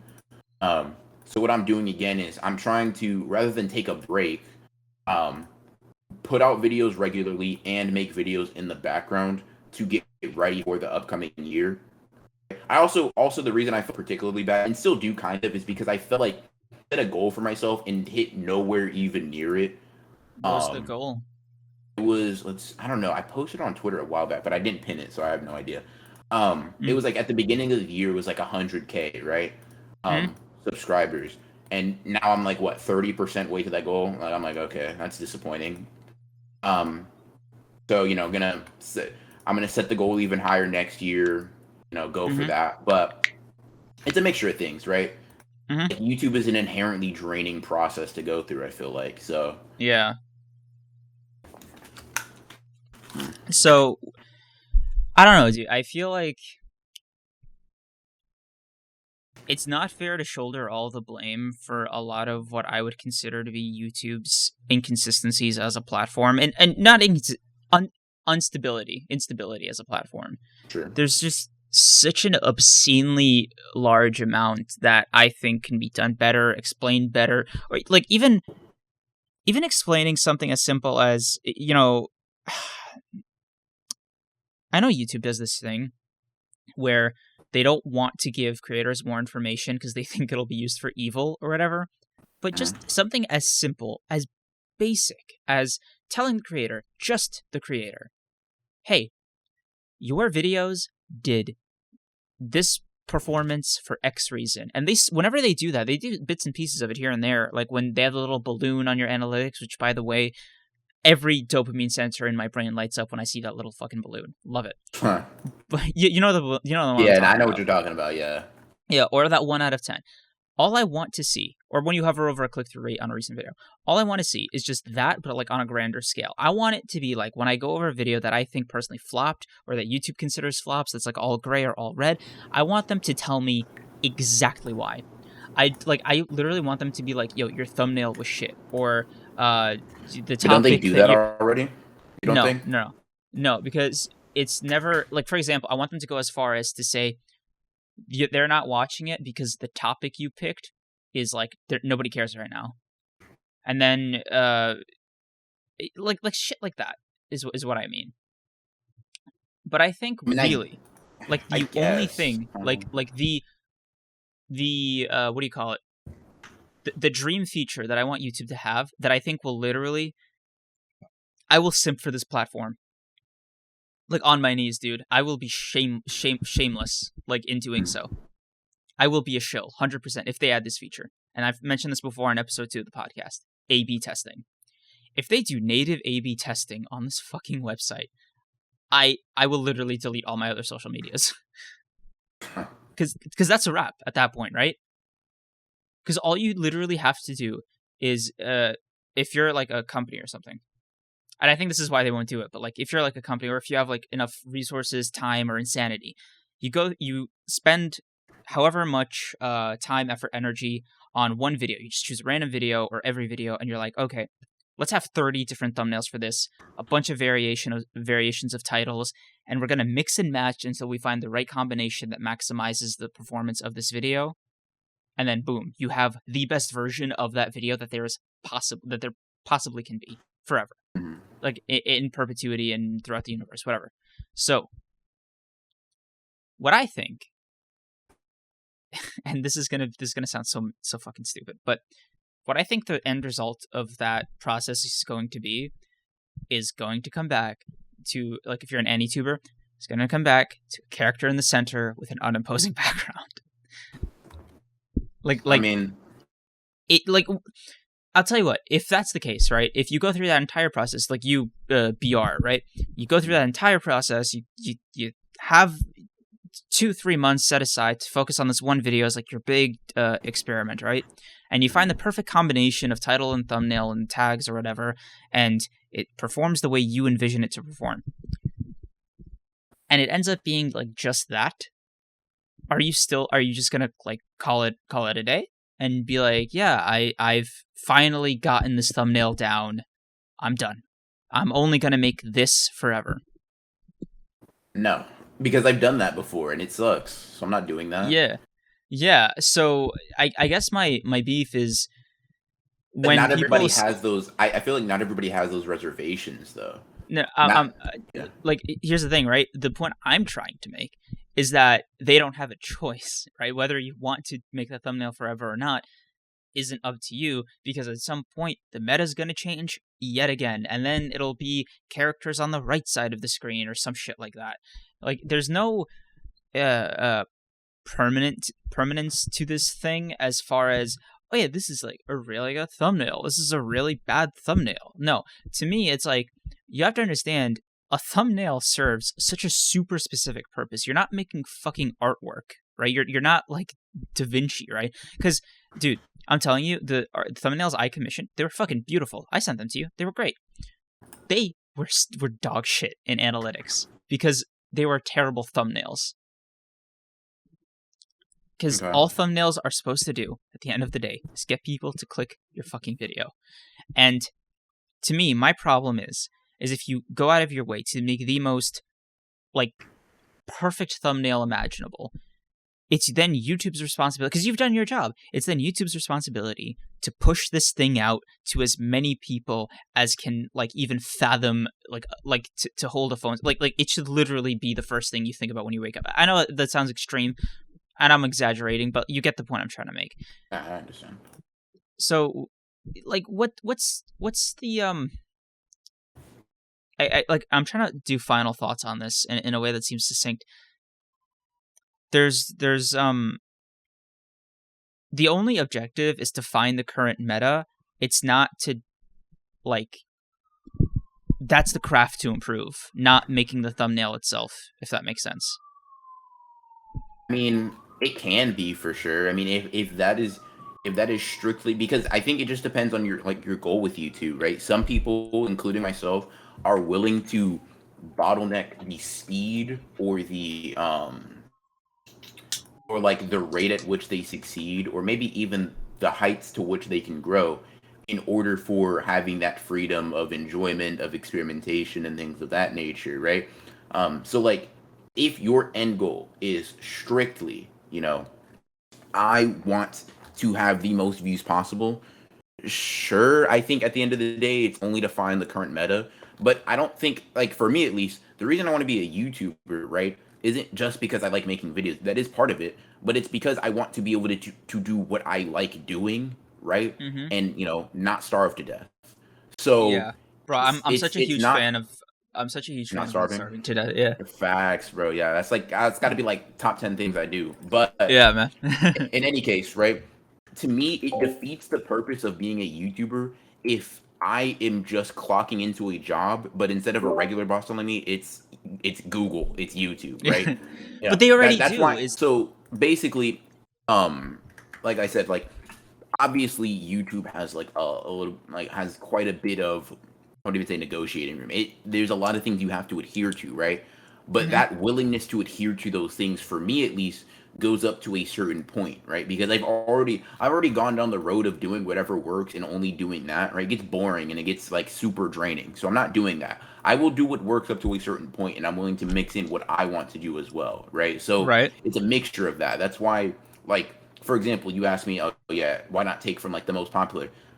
I don't like the way it looks, and I don't want to do that. Therefore, I won't. Right. However, I'm not so arrogant as to think I can't take elements from it or certain themes larger than just like, oh, they put this character there. Like, why is putting that character there interesting? Right. That's what I like to do. I like to look at the more underlying reasons. So let's say character in the middle of the screen, right? And with like no text behind the background does work. Yeah. Why does that work, right? Like what triggers your brain to like that more, to click that faster, right? So then now I can decide, rather than having to put the character in the middle, I can trigger whatever makes that part of your brain want to click the thumbnail in a different style. Okay, but it's still to the same end. You know what I mean? Broken Ronin, you want clicks and views and all this shit, right? But you want to do it for basically, from what I understand, from what I've understood, what you're telling me, you want to do it for every single thing you make, and you basically want to be free of having to do this, more or less, like in a roundabout way. Yeah. Because it seems like the goal is I want to make what I want to make, and like instead of I want to make it fuck whatever the analytics are, you're like, I want to make it because I got this like formula down, so it doesn't matter like what video I choose to make. I figured out the YouTube thing. You want to be Mr. Beast. I get it. Exactly. Like okay, so like I won't say I don't enjoy YouTube, right? But the problem is, right, there's a fine balance that I currently have to walk of, money to enjoyment ratio, right? Yes. What I want to get to the point is where even if a video quote unquote flops for me, right? That's still, once again, I'm not on the I'm not on $20 or something. yeah, I'm not on the street eating like, stale bread, right? Like that, for example. So to the point where, because obviously that happens as you grow, right? Flops for me now are 1 out of 10s for past me, right? Yeah. So what I'm trying to get to the point is, even though flops will always hurt and they'll always be annoying, right? I want the flops to be to the point where that's fine. That is not like I'm like, damn, like that's nail biting. Like I'm really cutting it close right now. If that makes sense. That's the point I want to get to. So even if I'm not necessarily this even if I'm not necessarily like, oh yeah, every video is up, it's 10, 20 million views or whatever, right? That's fine with me, kind of, but yeah, it's kind of hard to explain, I guess. No, dude, I 100% get it because I'm in a very similar situation myself. So what I'm bitter about at the end of the day is that YouTube as a platform has made it almost impossible for me to decipher what it is about the most popular thing I've created it like is. You know what I mean? Mhm. Because it just kills me, dude, to see something I made get like so popular and it's a video I'm actually proud of making, right? Mhm. And for me to just sit there frustrated for the better part of 2 years and not understand how to replicate it. Because the closest I've ever come is the Avatar video, just from a cold start. But there's this like block or something there, and it just drives me fucking crazy. I'm like, I this is the thing. This is the lesson I learned. I'm applying it. What's your deal here? Like, what's your damage essentially with YouTube? So for me, I'm actually chasing. Fuck. I'm actually chasing the same thing you are, but Yeah. I think I go about it in a way of like it's I need to. I think I'm slowly like approaching a breakthrough here, but I think for me, my goal with YouTube is to beat it. Like I know that Mhm. sounds so dumb, but I think for all intents and purposes, Mr. Beast has beaten the game, and he's just Mhm. doing it for the sport of it, or for the money of it, or for whatever the hell he's chasing, right? But like, I want to get to the point of I can roll out of bed tomorrow, and I know I can make a video that's gonna get on the trending page, and I mean like real trending, like Mhm. a million views in a day trending, Yeah. and I want that to be like me lowballing it. Like I want it to be like, this is gonna sound so pompous. I want the level of effort I put into, like, I want to be so sure. I want the level of effort I put into making a video to be the same, to produce the same results as somebody who spent like thousands of dollars, hours poring over like a bunch of market research, hiring other people, and being like, okay, we've like spent all these gajillions of dollars to ensure that this video does well, and then there's me, I roll out of bed and I'm like, yeah, my video's going to do even better. Like, that's, I think, for me personally, what I'm aiming for. And Mhm.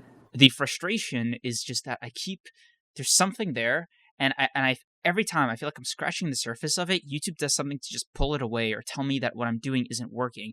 So I'm going in this. So every video I make is essentially like a combination of me, being an artist or whatever on the inside, because that's Mhm. essentially why I even like. That's the joy I get from making YouTube videos, right? But Mhm. then I'm also trying to scratch this other itch of like this overall journey that I'm chasing for YouTube, and it's almost like every single time I upload, I go back a few steps, and I don't know. It's like you're never gonna feel great after that many things, to vouch for myself in defense of myself. Yeah. So I don't know. I Sorry to make it about me at the end. That seems a little self Nah. indulgent. I No, that's fine. I get it. And this isn't just like the Broken Ren podcast, right? And the honored ones, plural. So, Yeah. both of us.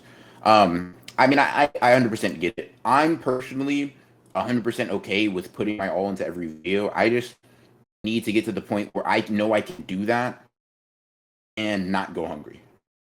That's my thing. So. That's it. That's all. That's all. I'm perfectly okay with spending hours working on perfecting the video, right? Mhm. I just need to be able to do that. Like, making a living is what what I want to be able to do at the end of the day, right? I Mhm. want to be able to focus on the parts of it that I want. Like, for example, I've been working towards getting a full editor. Now I'm nowhere near that happening, but I do get more people editing my videos than I ever did in the past, right? Which Mhm. is kind of instrumental to me being able to even upload at the frequency I was able to, right? Mhm. Yeah, it's just, I don't know. That's how I feel about it. Like, I want to be able to be the thing I can do and just stay there. So I think it's funny. We ended up uh ending, or I don't know if this is the end, but we ended up kind of landing on essentially why both of us even bothered doing anything on this platform. Yeah. uh and there is stuff about YouTube that I like, artistically speaking and spiritually, in that it feels so productive to do. Because let's say you have a even a part-time job, right? There's so much time there, the rest of your week, even if you have a full-time job and you have like no other commitments. Excuse me. And you only need, to be honest with you, this will be self-indulgent. From the last few months that I've been working out consistently, I've noticed that like you just need barely 30 minutes a day of working out to not like feel like shit. That's really it. Yeah, So right. that's like maybe 3 hours a week on working out. You still have an insane amount of time left to do other shit. And I think for me, I landed on YouTube because I'm like, it lets me develop a lot of skills at the same time, and it feels good Mm-hmm. to, like, for example, just pick up a new anime or do something that I think most people, that like boomers would call unproductive, and be like, I Mm-hmm. can I can do more with this. I can go further than simply consuming it and calling it a day. Yeah, that's honestly exactly what it is. YouTube, I feel like, is the type of thing that gives you the free time to do what you want to do, pursue new interests and hobbies, and still not be impoverished. And that's the direction I've kind of taken it, right? Um, Hmm. so like that's why like it's kind of a passion. Like I always watch anime, and read manga, like or not like it and have this type of channel, but I love doing that clearly, right? And I don't want to ever get to a point in my life where I have to sacrifice one like my personal enjoyment or like hobbies or like survival because Yeah, that's something a lot of people that's a reality a lot of people have to face, right? And I want to work to a point where that isn't the case for me, right? I don't yeah. want to have that dichotomy come up, right? I don't Hmm. want it to be one or the other. I want them to be one and the same. Exactly, and it's the dream. That's the dream, right? Mhm. That's why so many kids want to be YouTubers nowadays, right?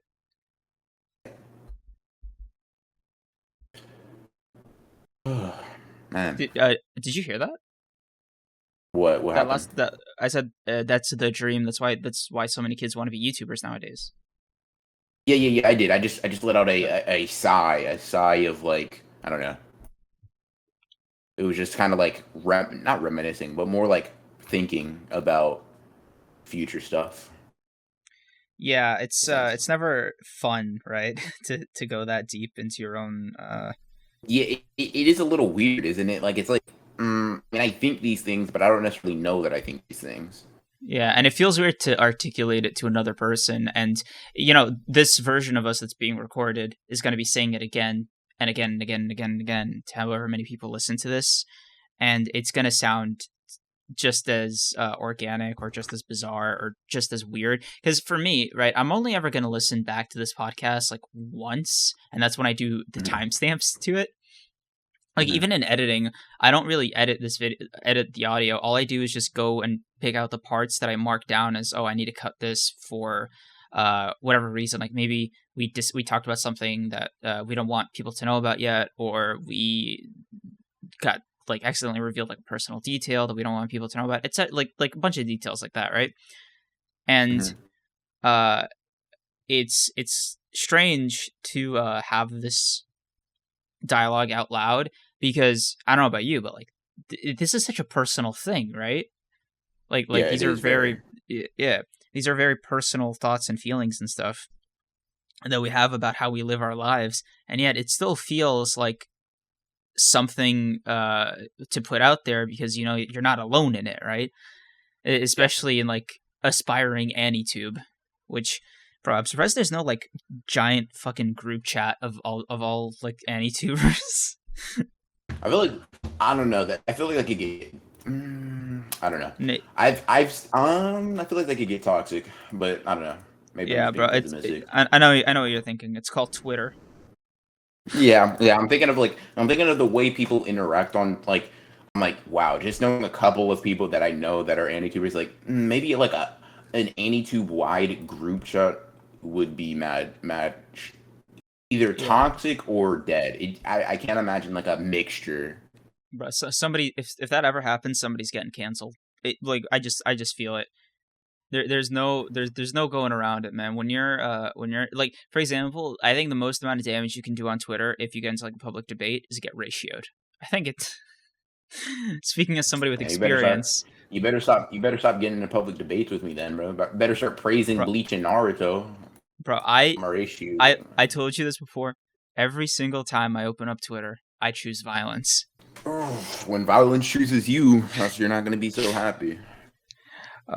Dude, this was a great episode. I think this was my favorite episode so far. This has been an interesting discussion for sure, and I think people, both Anitubers and not, I think could probably get a lot out of this. So I hope they do. Yeah, it's also I think our most heated one, until the Bleach video, whenever that releases. I feel like it's becoming a running joke now. The Bleach video, yeah, that's what if I wonder how they would feel if we were just lying to them and that was never coming out. But the Bleach video will be interesting, and that one I'm gonna be ready. I'm gonna have the Carfax right up. Yeah. You kind of getting waxed for real.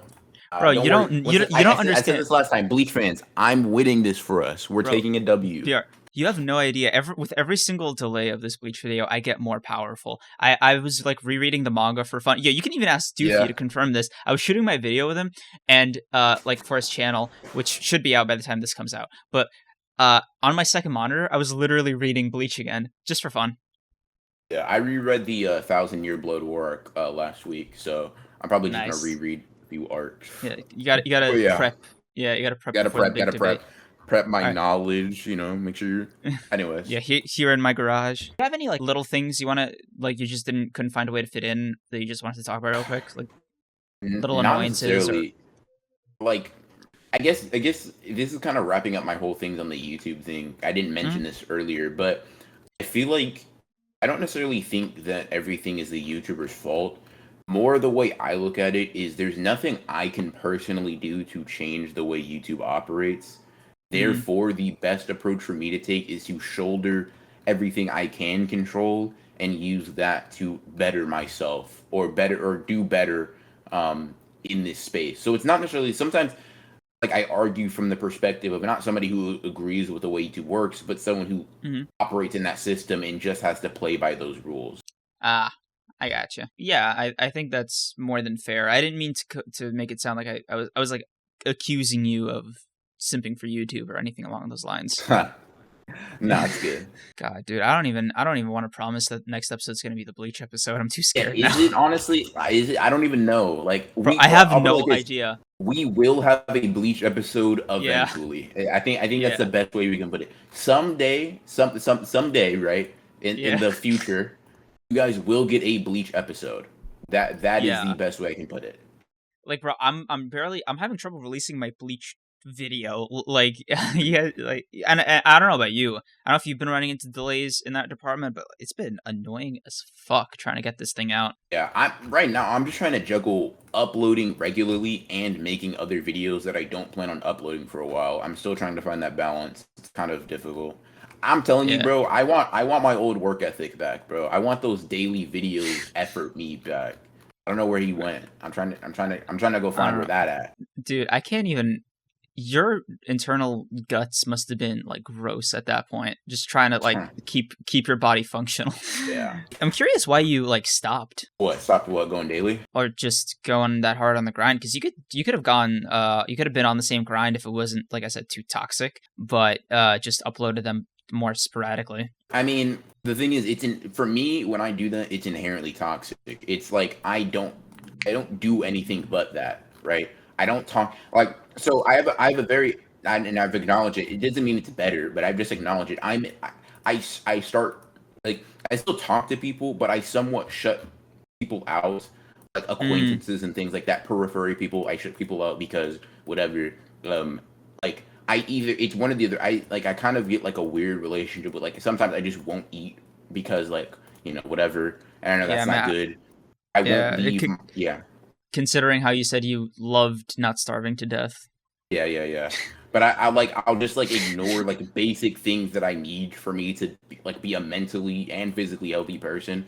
And I'll just and it'll just only zero in on that. And I'm fine with doing that occasionally. Like right now, like when the beginning of the year starts, or really next month, that's what I want. I try to do short bursts of like borderline toxic work so that over a span of longer time, I can somewhat take my foot off the gas, right?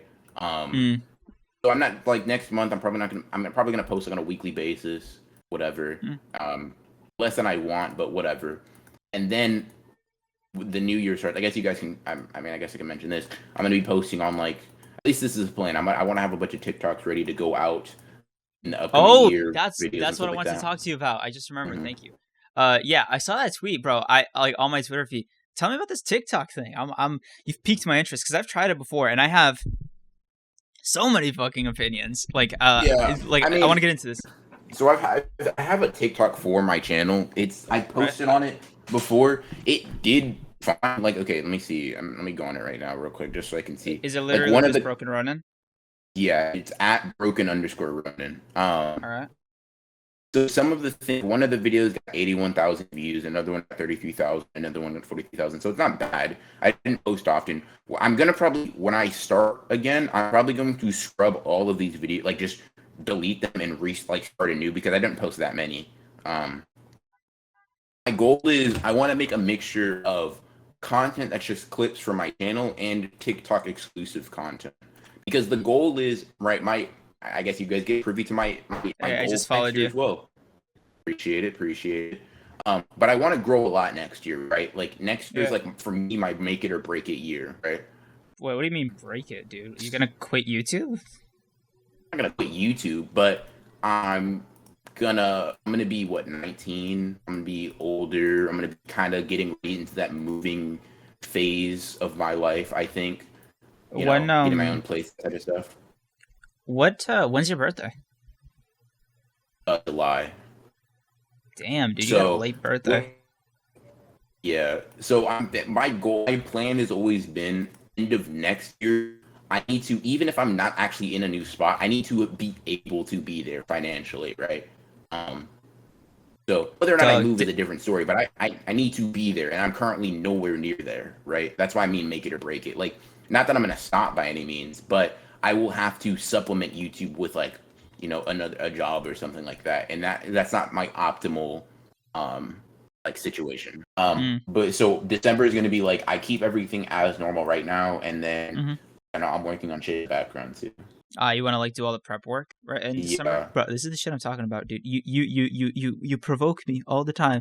The first thing you ever did that ever really got under my skin. Naruto is watchable. Couldn't forgive that. I found a way to move Bro, past it. do we need to do a Naruto episode or something? Because like you're just wrong here, bro. We you know what? I need to get a bunch of my like Naruto watching friends, and we're just gonna jump you in a Discord call. Like, Bro, you know what I'll do? If you got a um, bunch of your Naruto fucking friends to like you get know on what my we're ass, gonna do? you, Actually, Doofy likes Naruto. We'll get him. We'll get you.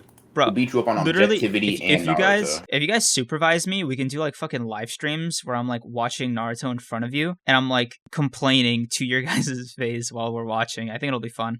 That'd be interesting. Yeah, That's a possibility. we make a fucking drinking game out of it or something. Yeah. Oh. We'll see. In any case, is there anything else you wanted to cover before we close out? Ooh, that was it. Dude, I keep feeling like we're about to wrap it up. All right, that was a very fun episode. Very intense, I think. And again, my favorite episode so far that we've done. I need you to take over, man. When you hear me start doing just take the torch.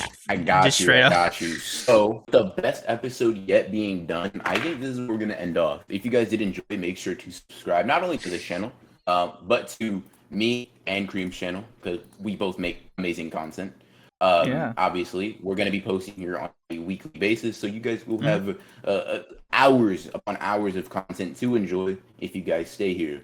Hell yeah, And dude. really, that's about it. You're gonna see My Hero stuff next week, Jujutsu Kaisen, all that good stuff. Possibly, maybe the legendary Bleach episode. We don't know yet. If we ever find a way to do it. Yeah. Hope you guys enjoy, Right. but I think that's it for this episode of the podcast. Yeah, like, comment, and subscribe. Later.